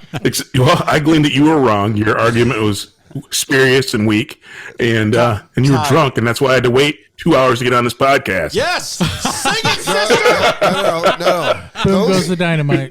You were on your first point, you're correct, and your second point, boom you're goes the also dynamite. correct. But that had nothing to do. That had nothing to do, sir. Nothing to do, sir, with our start time in this show. I did not drive myself here, nor was the weight on my end. Let me tell you this, Todd. When people are having blood boiling conversations about Arby's, when they're losing Exactly. That's good content. when they're Exactly. when they're losing scarves and keys, Mittens. Left- Mittens. Gloves, mittens. mittens, whatever, any kind of winter I didn't object lose that mittens. warms you up. There's probably some alcohol involved. Yes. More than like let's have one or two at the game. Sure. I lightly patted my jacket. Made sure my keys were there. Whoops. Hey, Nick, is Yes, it Todd. telegraphing too much that this is going to be my my airing of Grievance next week? Oh, I should hope. I should hope. Punctuality is a thing, my friend. I'm muting Todd's mic now. Donnie, if you've been listening to the show with any kind of regularity, you'll understand what we're about to do. Oh, it's the MF and Gentleman's Agreement. Oh. Done. All right. Oh, where's it done? It was there. It was on there. You Yeah, missed it. It was there. I didn't hear it. There's Lost in the ones interwebs. and zeros, Todd, but it was there. There's the interwebs. Screwed me. There's a storm in Texarkana, and it interrupted that power line. So Nonetheless, it was there, sir. All All right. righty. Donnie, can we start with you? Because I understand that Cory actually assigned you something in anticipation of your triumphant return to the podcast. Cory assigned me several things. There So we're talking about was only one. news, topic, or movies. No, not or. There was no or. You thought there was a fucking or. God damn it. You get documentaries. Oh, There was no or. Go ahead and look at it. There was no or. Are we looking at Ball Hog? hold on. Yeah. Would you not be able to look back at the last time Donnie was here? Was he not given I an wouldn't assignment? because Cory said he assigned this to him this week. Sure, without my knowledge, I know, I so, understand that, but wouldn't he have been assigned something the last time he was here? This week is yesterday. No, probably not. He was never assigned a gentleman's agreement when he was here last. I don't think so. I don't even record. Dude, that was so long. That was so long ago. Oh, okay. Yeah, It was before the internet. At least Yes. a I've been year. told not to refer to the past episodes where he was here by number because that makes us seem. Please don't. Yeah. So we can move on. So Donnie you did not watch. You didn't watch Ball Hog. I mean, I did watch Ball Hog. Oh. Hey, Well, what the fuck are we arguing about? I then, don't know. fellas? I was confused. Must be that hangover from the hockey game. All right. Well, I lost my keys. I was looking for them. That's right. You tell him, Donnie. it's kind of curious that the fuck up here was on Donnie's end, who did not go to the hockey game nor destroy any keys, and yet I've been invoked twice for his fuck up. Go on, Donnie. I'm kind of sick that we're getting all of our noses rubbed in and Go not on, being in Donnie. this hockey game. So Yeah, I was. There's a you couple. know, Hey, couple. All right. So what did you have to watch? Seems Ball like Hog. Tom Segura's Ball Hog. Yes. All right. So 30-second synopsis. What's it about? Basically, I can relate to him because of the kids. And No. What's it about? What's it about? Yeah. What did you watch? it's a stand-up comedy. Stand-up comedy special. Stand-up Okay. comedy, and it's wife, kids, basically not giving a shit what people think about him. Okay. And I agree with him. He talks about people complaining about him because he pissed off the entire state of Arkansas, or no, Louisiana, and then Arkansas. And he basically kissed them all on the forehead and tell them to go fuck off. That's basically the synopsis of what I got from that comedy show. Okay. Was it funny? Was It this is Tom. was It was like an funny. hour-long show, and It was that's funny. what you got from the... That's exactly what I got from it. Is I don't Alrighty. give a shit what people think about me. Fuck off. Here's a kiss on the forehead. Don't listen if you don't like it. Okay. End of story. That's exactly what I got from it. Fair enough. And I Are mean, you satisfied? yeah, and it was like you found it funny, so Okay. It was very funny. even Now, better. would you watch any of his other specials? Because of- Definitely. Okay. Yes. All right. All right. That's a good review. He's funny. I like he's Oh, he's Tom the Segura's best. hilarious. Yeah, He's hilarious. He's funny. Cheese pizza. Greg Gumtow Esquire, you had to Yes. watch $1 Billion Wreck. I'm I not did. sure from whom. It's a documentary, and From- well, technically it's a show. Who From assigned Cory. it to you? From Cory? Okay. From Cory. All right. I did watch it. Watch a couple episodes today. Mm-hmm. Make sure it's fresh. Subject matter A+. Ooh, that seems like a qualifying statement. Wow. A little bit. You're showing me up, dude. You're right. grading them and everything. What the Well, I'm taking Donnie, after Todd. I thought you listened to this show. Taking after Todd here. But they were talking about the RMS Republic, which was hit right around the same time as the Titanic. It sank with allegedly, $1.5 billion worth of gold in it. I watched 2 episodes. I could not take the back and forth. Like when they would show what they're doing and then like, oh, well, this guy murdered somebody. You're like, wait, what just happened? And they kept going back. I don't like the jumping back and forth. Okay, so Between talking about Two different storylines. yeah, there was 3 storylines going on, and it Oh, was good like, just get to it. Yeah. Like I want to see. I know it's been 4 seasons worth, yeah. something like that. So it's still going on, but I do like the subject matter. So you just didn't like the production of it, Yes, basically. yeah. Okay. From a, it's basically about this this guy who obsessed with this shipwreck, and then some shady stuff happened. Somebody got killed. Well, now his son is kind of taken over the search for this treasure, so to speak, and the dad, actually has claim to the ship. So anything they do find it's his. So you're more of a fan of seeing things produced in the fashion of like The Curse of Oak Island. Yeah, Where it's I just want to see the very beginning. Like, okay, I want to see the beginning of it. Like, hey, this is this guy's backstory. Here it is. It wasn't the end. Here's the ship, and then here's what we're doing now. I don't like the back and forth. It's why I can't watch Pulp Fiction. Literally tried to watch Pulp Fiction, can't watch it because it bounces around. And I'm like, I don't care enough to watch it. All right, fair enough. But I will keep watching it because I do like that subject matter. I like the Well, I figured it was kind of up your alley. That- so. yeah. That ship was the Indra Doria. No. But no, like I said, it was I just couldn't deal with the back and forth. Like just show me the backstory. I'm in 2 episodes now. I still don't know why the guy got into a fight and shot and killed that other guy. I get that. And it's just like just get it over with, tell me what happened, and then move on. Right. All right. Yeah. But I do like I will take that. That's to me a great review. So yeah. perfect. All right, sir. Well done. Todd Dillon, you had Yes, sir. Sexy Beast from me. I did. So, So I don't know why, but the tone of your voice, I should ask. So, did you watch I did. watch Sexy Beast? I did. I watched it. Can you hear me? Yeah, I gotcha. Perfect. I'm sorry. I mean- I'm only asking because I feel like the last couple of weeks there's been some shenanigans going on with watching things that there's been some miscommunication, watching the wrong stuff, not necessarily Take a just you. to that. Well, I watched exactly what I was supposed to watch the last 2 weeks. Okay, I'm just checking. Just trying to keep you honest. All right, so Sexy Beast. Yes, Sexy B. So let me give you the 30-second synopsis. So the stars of the show are Ray Winstone, which many people probably haven't ever heard of or seen, but he's like the star. But Sir Ben Kingsley's in it as a ruffian. Ian McShane, the guy from Deadwood, he's like the kingpin guy.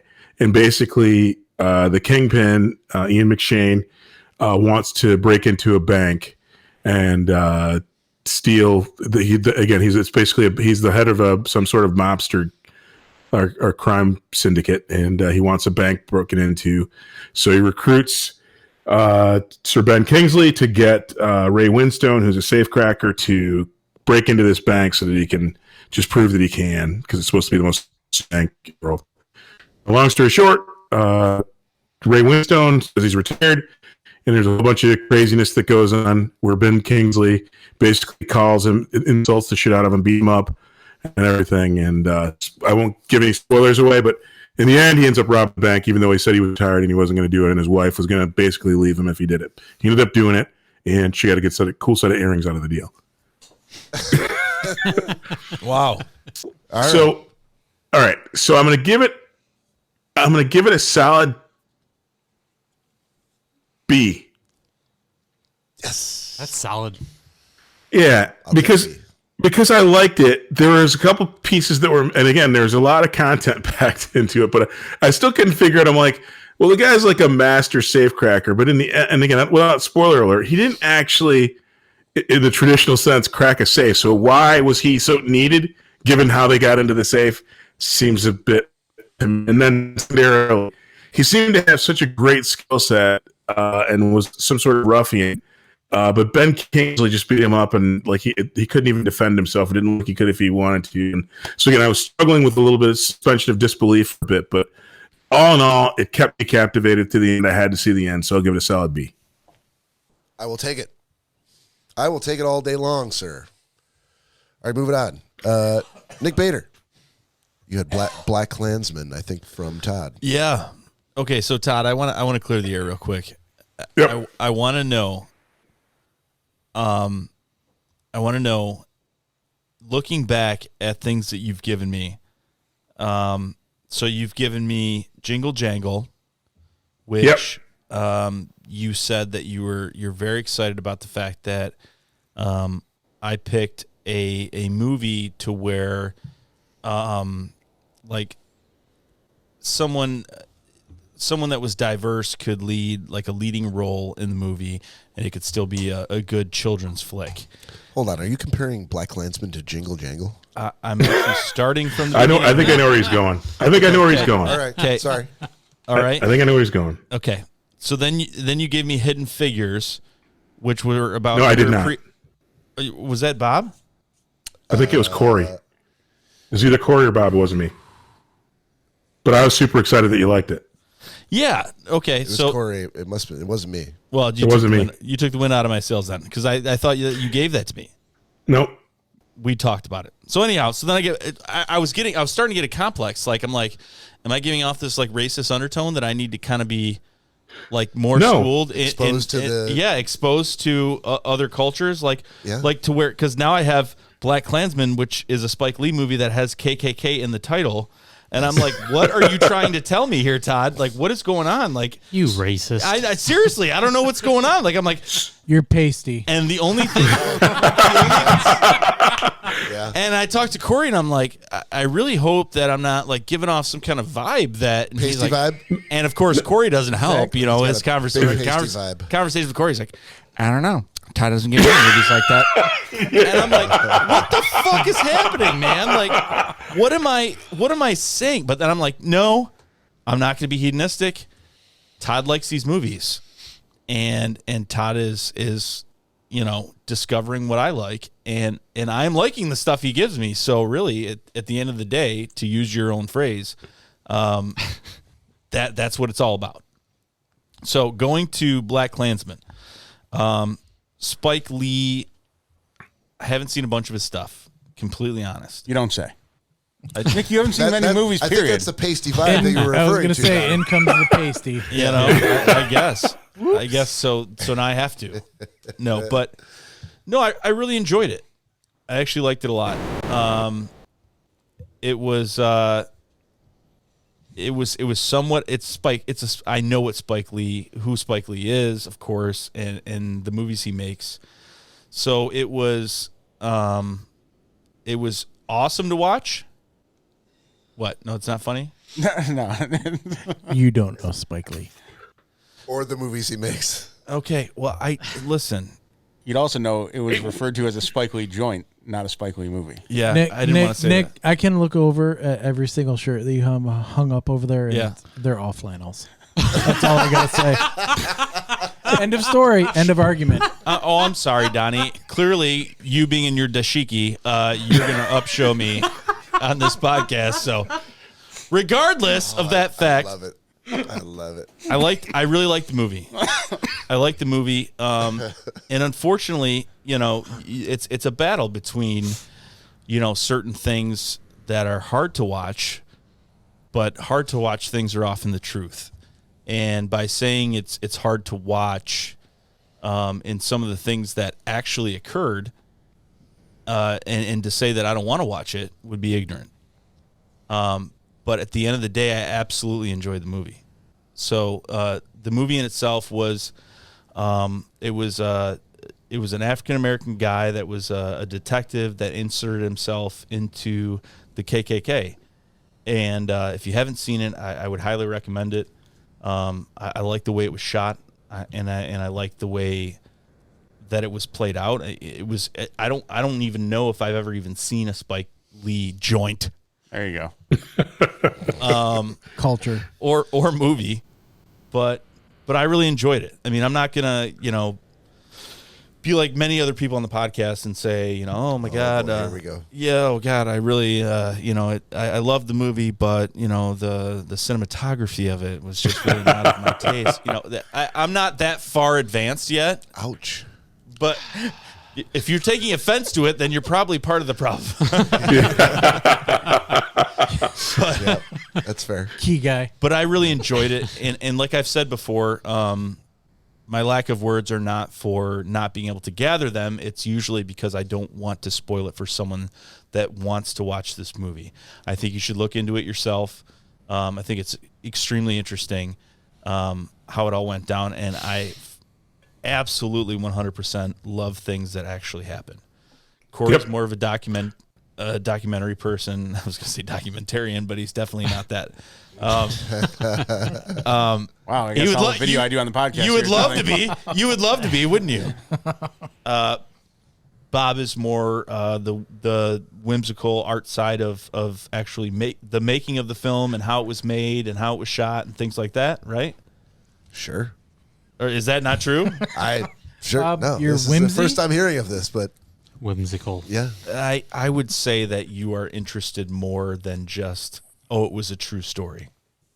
Sure. I think That's fair. your scope of film goes a little bit beyond that. That's fair. And for me, it's still kind of a self-discovery mode for everybody. I feel like, just because of the fact that I haven't seen a lot of movies doesn't mean that you're going to always hit the nail on the head. I don't love every movie. But I do like things that actually happened. And whether it be hard to watch, difficult, or enjoyable to watch, let's say, okay, so I digress. So I'll take that back. So whether it be hard to watch or easy to watch, it doesn't mean it's not enjoyable. And I definitely liked it.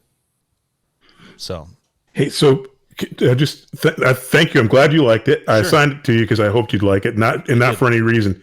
And in fact, the beauty part for you is I'm not assigning you specific shows for any reason because I also assigned you. I've actually taken chances with Sicario, Cory. which isn't a real thing. You racist. And I've also taken chances with Man on Fire. It's a Denzel joint, I guess. But that's a really good movie. That's a solid movie. That's Here a we go. solid movie. That's Here a solid we go. movie. I'm being typecast. No. I think, like I said, there's a bunch of really good movies out there, and I've been trying to get you things that given what you haven't seen, there are things that you might not necessarily click on and I'm trying to hit those both real things that are real and things that are not. So I'm glad you liked it. So, But no No underlying. Oh, I Thank think you, Nick Todd. That's all I needs want to culture hear. education. Because No. I'm just tossing and turning sometimes, thinking No, like not at all. I feel like we formed this really good relationship, and now all of a sudden, I've got Cory as the devil on one shoulder going, I don't know, Todd might think you're racist. What? What? No, not at all. The next movie Not at all. is gonna be like Shaft. Yeah. No, but I really, as I told Cory on the phone, I said I don't feel, Todd's, hedonistic like that, and I would tell you. absolutely, I feel like I wouldn't be assigning you movies because I'm like, we should talk. I feel like you're in your face kind of guy, and you're very honest, and I feel like you would be like, hey, look, this is how I feel, Exactly. I was like, we're gonna FaceTime after this. Yeah, Now have a that talk. I fucked up. Now that you brought it up, Yeah. Pasty But no, guy. We need to talk. I really did enjoy it. I think you did a fantastic job. I know nothing about Spike Lee, but I think you did a great job. Thank you. All right. I loved All it. Thank you. Cory, you had to watch The Phenomenon. I did from Nick, which I'm very surprised that you saw this and I haven't. It's a documentary about UFO sightings from the basically, we'll say, 50s on, involving the U.S. Air Force, other commercial pilots, and dude, it was a real big thing back then.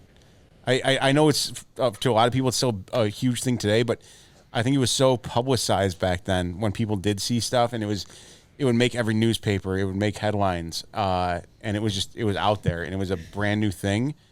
But they collect a lot of data and accounts from people that actually had encounters and were around for things such as Roswell and the Area 51 crash landing. Don't mind Bob in the background here. Super sneaky. Yeah, No one can. no one can see you on that. see me. Yeah, no one can see him at all. He's definitely dropped the cone of visibility and silence. He was looking for his keys. Aw. You are not going to let that go. No, Please don't. I'm not going to. The camera's not on you guys right now. So all this is gonna happen now he's looking for the With this tomfoolery, it's just going to go all over my floor, all over the table. Thank you. Just like upstairs. It'll be all right. That's right. So yeah. Anyways, a great documentary about UFOs and sightings of UFOs. Like I said, they had the actual people that were there, and they accounted their story. And they also had the cool thing to me was they had a lot of old video clips and like newsreels from back then when everything actually occurred. And dude, the one thing I laughed my ass off for probably a solid 30 minutes. What? When they were doing a newscast, and the newscaster literally said, I have it in my notes here actually. He goes, "I'm Mike Wallace, and the cigarette is Parliament." Oh, I remember that. Yeah, dude, that was amazing, wasn't it? And because he's literally smoking during the newscast. Because it was a broadcast, and it was like their sponsor or something, and he was like, it was one of those things where I could only assume, because I wasn't alive during then. We'll have to ask Bob after the show, but it was something that it was something during the 50s. It was old it balls. was some, Please tell me you have that somewhere on camera of Bob just throwing his headphones off. He's got the and GoPro. going over the got- other side.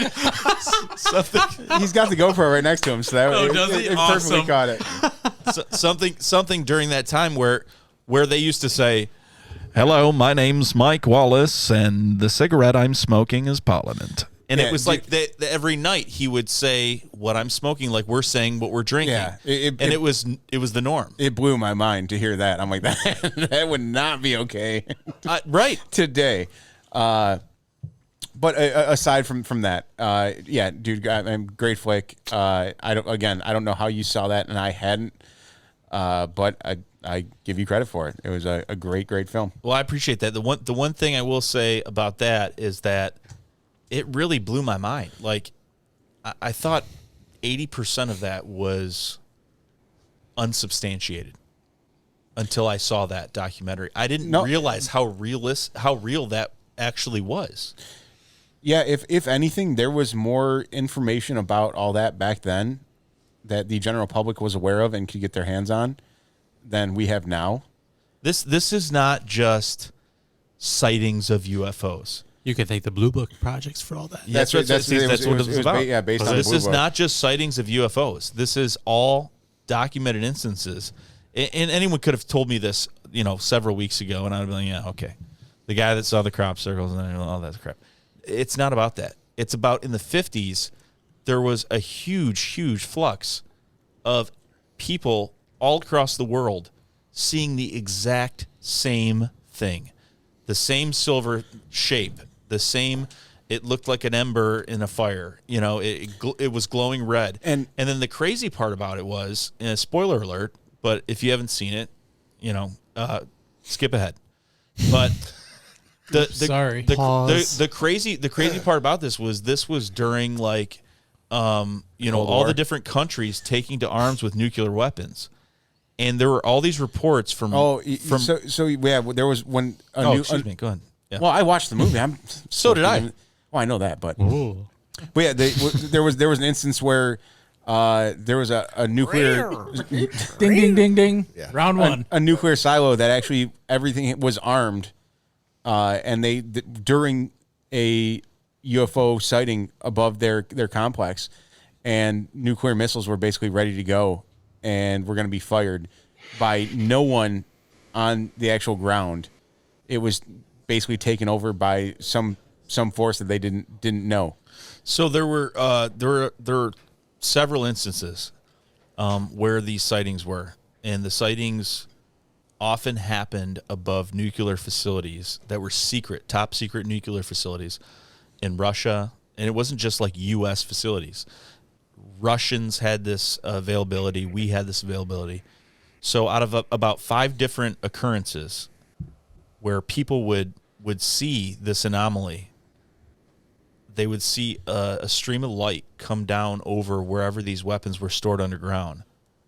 And 4 out of the 5 times, this light disabled every nuclear warhead underground. Oh. And then the shuttle disappeared.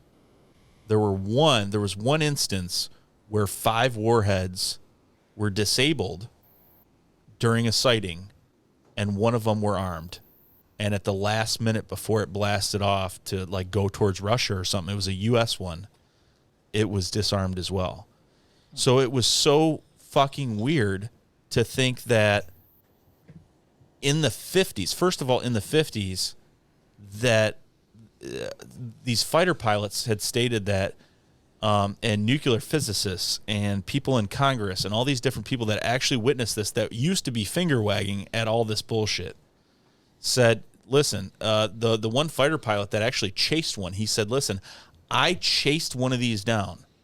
No one believed me until present day, when we actually now have footage from the U.S. Navy of them actually seeing it on their heads-up display. Yeah, and I mean, they had some very accountable and vetted people. An astronaut, a physicist, a general, all these different people. Yeah, a lot of Air Force pilots and they just recently, and the reason we're only hearing about it now is they just recently declassified all those files. And so they're allowed to speak.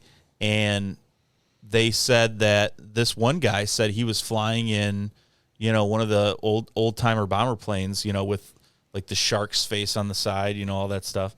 And he said, I gunned it. I saw this thing. He said, and I gunned it to 300 miles an hour. He said, and I barely could keep this thing in my sight.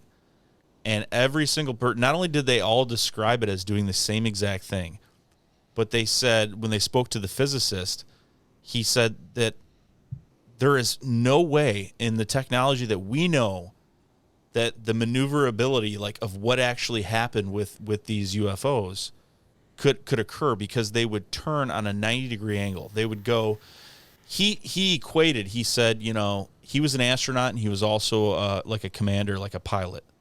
And he said that I was gunning it at 300 miles an hour, and we're taught in the air, as we, looking at our surroundings and basically being able to look at something and how fast it's going, and doing the math in between ourselves and it, and we can kind of figure out a ballpark of how fast this device is going in front of us.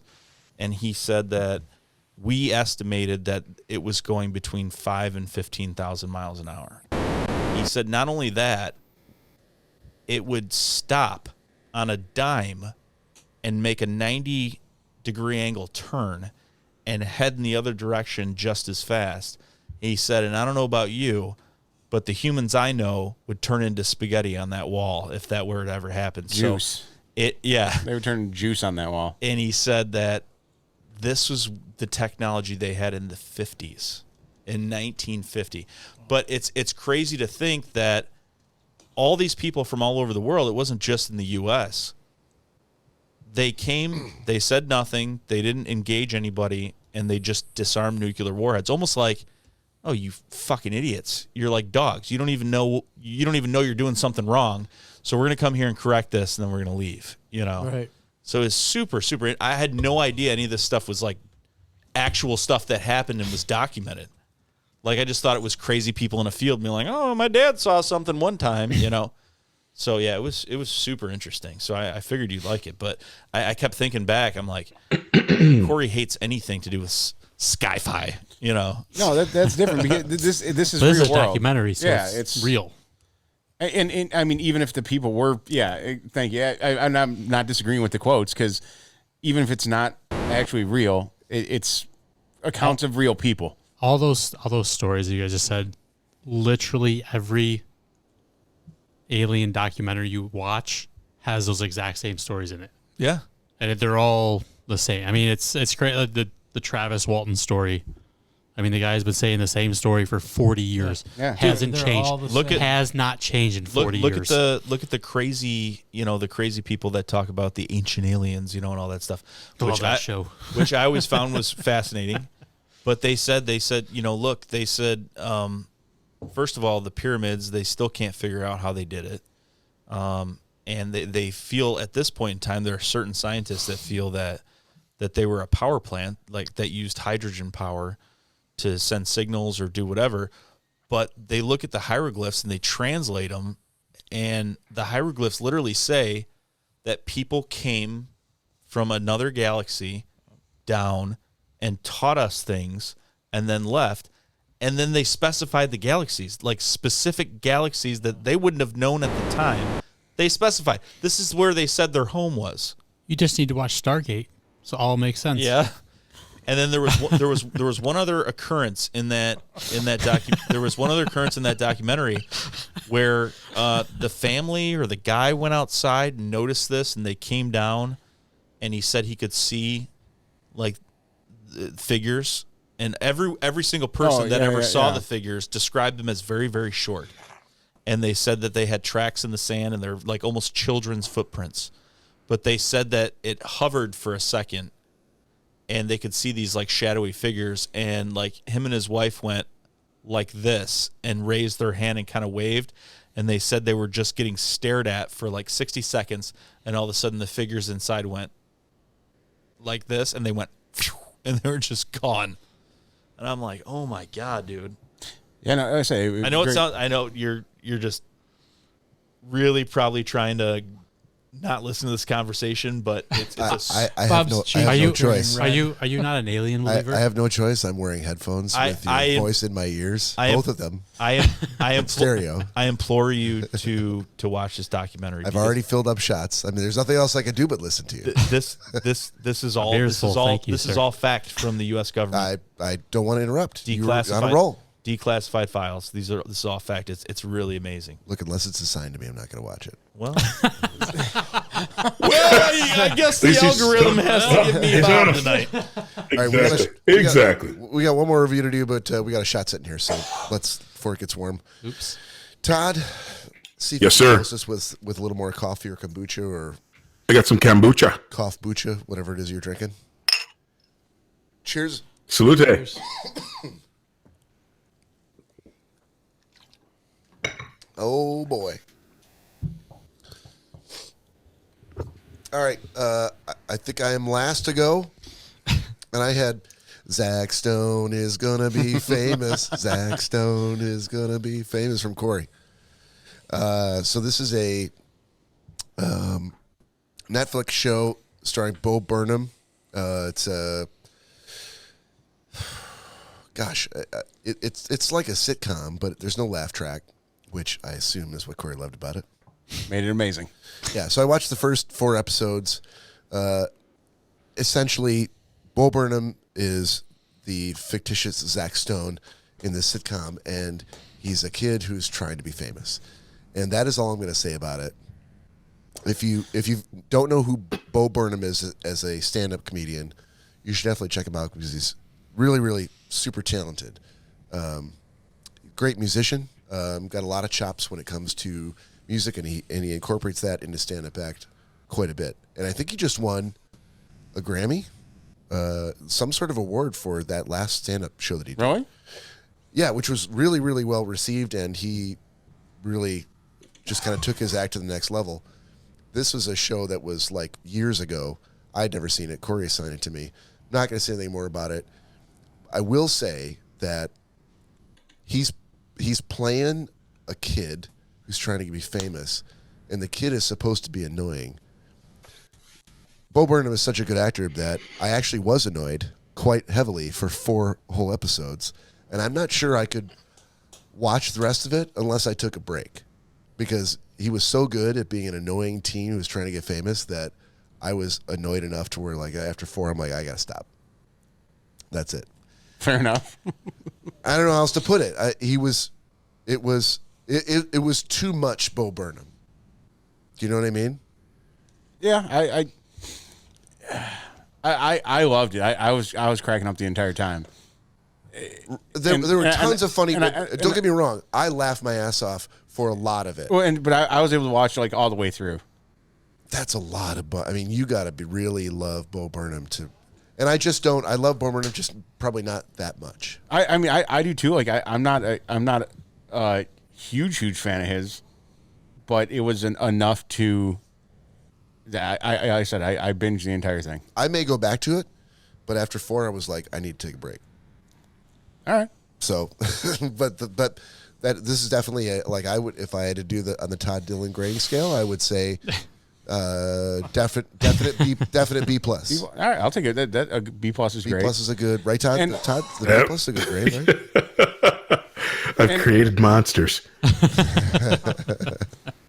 And on top of that, just the fact that you sang the theme song, or try to it's sing, fucking catchy. I don't know what else to say. Yeah, no, and there is a lot about it that is very catchy. Zach Stone is gonna be famous, and I'm really doing a horrible job of it. But and like for the background going, you can stop singing. And some of the actresses they have too playing definitely help the show. I literally, other than the guy who played his dad, who was, if you've never seen the show, his dad was Biff from Back to the Future. Yes. It was a really good actor, but he's the only other guy I recognized in the show. Biff Loman? No, Biff Tannen from Back to the Future. Who's Biff Loman? What? You talking about Willie Loman from Death of the Salesman? Death of the Salesman. Yeah, maybe. There you go. Maybe. Yeah. All right, so we gotta keep things moving here. So, are we giving Donnie a new assignment, or are you kind of stepping away from this new assignment thing here? Donnie, I don't know. It's if you're going to do the new assignment, at some point we have to get you on the phone. And you can. Or you gotta come, or you can come back in person. Yeah, I'll commit. You're commit? Mayo. All right, so if we're gonna do that, I don't have an algorithm for 6 people, so why don't we just do clockwise? I need Todd. All right, is that fair? I need Todd, because that's the only movie I have right now in my head. Is for Todd. All right, so if Todd, we're doing, then Todd's sitting next to you. Todd is Todd and I are okay. We're between good. Between you and me. I'm just hoping he hasn't seen this yet. So Greg gets Todd. Todd gets me. I get Nick. Nick gets Cory. Cory gets Donnie. Donnie gets Greg. Everybody good? Sure. All right. Anybody want to go first? I'll get it out of the way. Have you seen the Joe Montana special that's going on right now on Peacock? I have not. Okay, that's what you have. You got to give me the name, dude. What is the name of it? I'm Exactly, because I'll end up watching something that sounds similar to it. Yeah. That's the only thing. It's the only thing on Peacock. Oh, that Ted Lasso thing? Yeah, I watched that. Is that what I was supposed to watch? Get out of here. Robert California? Yeah, I watched that. It just says Joe Montana cool under pressure. All right, we're gonna. I'm gonna write it down, assuming that it's wrong. and I will check on it later. All right. I guess we're going around the room. Todd, you got something for me? You want me to skip you for now? I'll go. Oh, Nick, well, Nick Bob, says I go. I have a couple. Go ahead. Go ahead. Yeah. Cory, just to make it simple, all right. do the last resort that I gave to Bob, the movie that Mike catered, the English movie with the Russian girl. There's a few last resort. It's actually it's pretty good. All right. And I know you would have never seen it, so he didn't give a spoiler, review. So it was just so you're aware. Bob, where'd you watch it? It's definitely available. You're not gonna have to pay for it. I can't remember if it was Hulu or Netflix. But there's a couple different versions of the movie. So it's Last Resort. Well, Cory was the one who legitimately was like, no, it's this one. Like, he's the one who helped me to make sure I watched the right one. He did or I did? Both of you did. Okay. Well, he looked it up while you were assigning it to okay. Yeah, it was available in 2000. Or it's got a Polish girl's Russian. Polish actress. No, she's actually Polish. Polish actress. Polish actress's she played name a Russian, is the one who is a star in it. Dina Kurtzen. She sounds familiar. Korzu. All right. Todd, what do you ski. You got something for me? That's what I thought. Do. Have you seen 42? Have I seen what? 42? No, but it's on my Hulu watch list. So that's I will take awesome movie. I will take it. Awesome. All right. Which means Thank you, Donnie. Donnie, you got one for Greg? White Boy on Netflix. Who's that for? It's for Greg. It's for me. Were you checking to make sure that you didn't assign it to Nick? Because of the pasty vibe. No. The pasty vibe. No. Can I just say something real quick? Yeah. Okay. Diana Alexandrovna Dina Kurtzen is a Russian theater film actress born in Slomensk, Russia. You got Putin over there right now. Hey, Nick. Sorry. Hey, stay out of Nick's- Ukraine. Sorry, not sorry. Hey, Nick. Yes, sir. Likely all the drinking at the hockey game today led to him being off base on this as well. Well, some people just say, if you speak with a matter-of-fact tone, people tend to believe, if you believe, that you're right. So there are other people like me that will fact-check you. And so, Just the Cory, facts. what do you got for Donnie? Just the facts, man. Donnie, you have Bert Kreischer the Machine on Netflix. Okay. Donnie, you said you would commit. So does Softballs. This mean we're going to see you, or You're going to see me. Wow. Yeah. All right. I will not be here next week, but I'll be here the following week. It's okay. We will drink your beer. Loser. That's fine. We will I drink gave your my beer. money. We will drink your beer, sir. I gave my money. It's fine. I'm committing. You should. And I'll give my review of Montana Steakhouses. You know what? You should be done. It is Cool Under Pressure. I double checked. It is Joe Montana. Cool Under Pressure. That was the name. I thought that was Tom Brady. Montana's day. No. The GOAT. Well played, sir. All right, so I am sitting in the proverbial catbird seat because I drew Nick to give my assignment to, and Oh God. You don't have to be a catbird. this is really the seat where you want to be sitting because Nick has not seen a thing, and so it's a super easy. Some might call it an easy. Very true. Some might call it very easy, but I prefer to think of it as a challenge. I feel like it's difficult for you. Because you want to give them something really My good. list is so long. Right. Yeah. It's so long. Now I'm looking at what Nick has been assigned recently. But what if? Hey, because if you're you got to make sure Nick understands what his race is during this pick. Shaft. Black Very Dynamite. true. Friday. Hold on. I am not the guy to be assigning racially enlightening movies to Nick Bader. I'm going to leave that to my friend Todd Dillon. Who Todd, you got excels in that area. any suggestions? Stop. Hold on. I don't need Todd's suggestions. I'm going to let Todd stay in his lane, and I'm going to stay in my lane.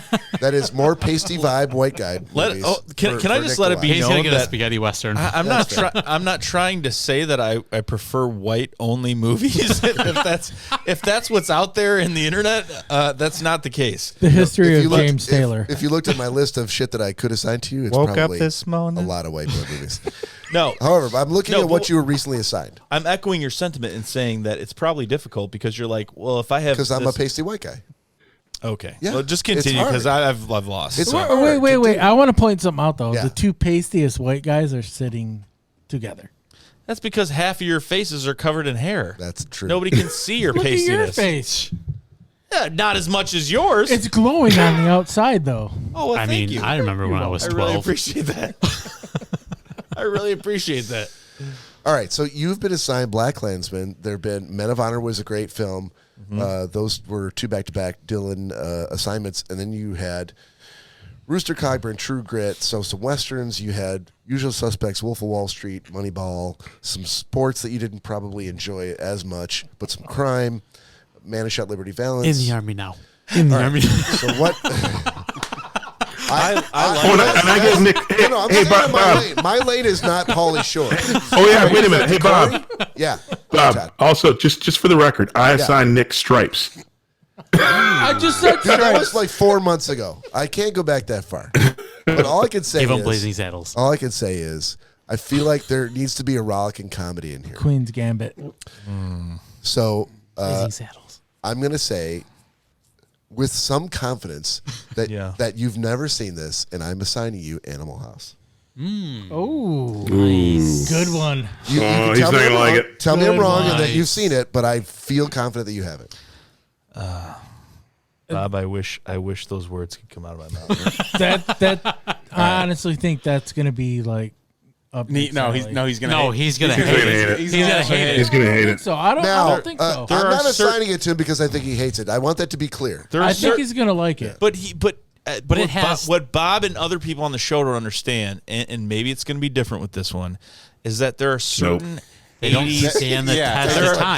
Todd's like, there are nope. certain 80s kitschy comedies that don't hold true today. They don't stand the test of time, but this I- one I like- think does. Nick, I think honestly this one think does. you're gonna like it. But Yeah. let them know what I didn't like. What? Biodome. How do you not like Biodome? No. What was it with what's his face? Caddyshack. Bill Murray. Caddyshack. Yeah. It's Caddyshack. not- I like that, though. okay. That was I- hokey. it's- I was like, this is so I stupid. think you're gonna like this one. I don't think he's gonna like it. Caddyshack is hokey. Hold then on, he's gonna Todd. think this Hold is on, Todd. hokey as well. Todd, Hey, I Yes. will Hold on. put 100%. $10 more in the little mug in the mug? for you, bud. Really? Yeah. All right. So, If he likes it. Todd, I think you're going to agree with me here when I say, like, this is different than Caddyshack. And It I'm saying- is. I'm assigning But I this- think he's. I'm assigning this to, Again. to Nick. Hold on. I'm assigning this to Nick because Todd Dillon, you and I went to the same college.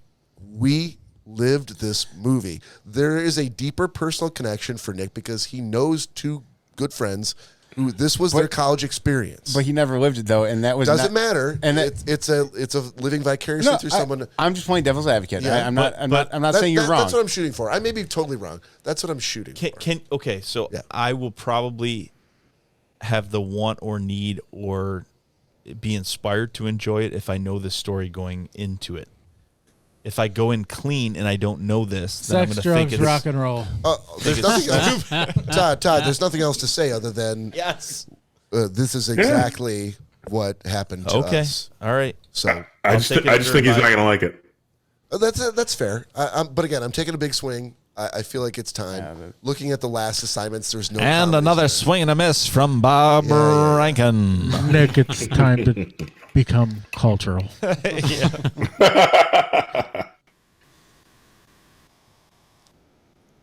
Yeah, so I hope I like it. I really do. I hope you do too. I just don't I think mean, you it will. was really. I thought it was a really good movie. And It's an to, awesome to, movie. to be fair, to be fair, I don't. To be have fair, two, to be fair, To be fair. to be fair, to be fair, there are movies from the 50s that I would watch over and over and over again. yeah, but you like spaghetti westerns. I do really like that stuff. But that's there's first of all, it's something I just discovered.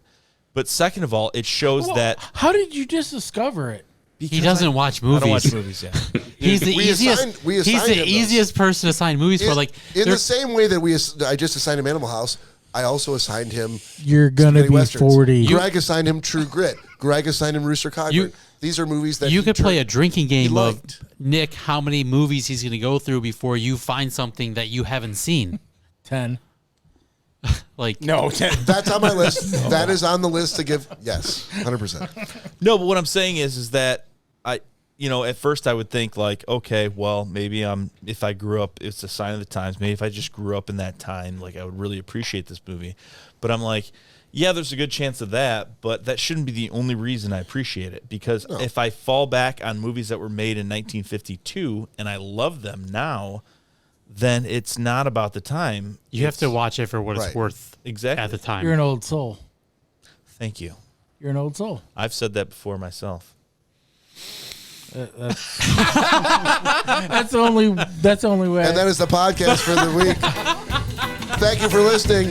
On behalf of the Schnozzcast, this is Bob and Todd and Nick and Cory and special guest Greg Gumtow and Donnie Gephart saying we had a great time. We'll see you next week.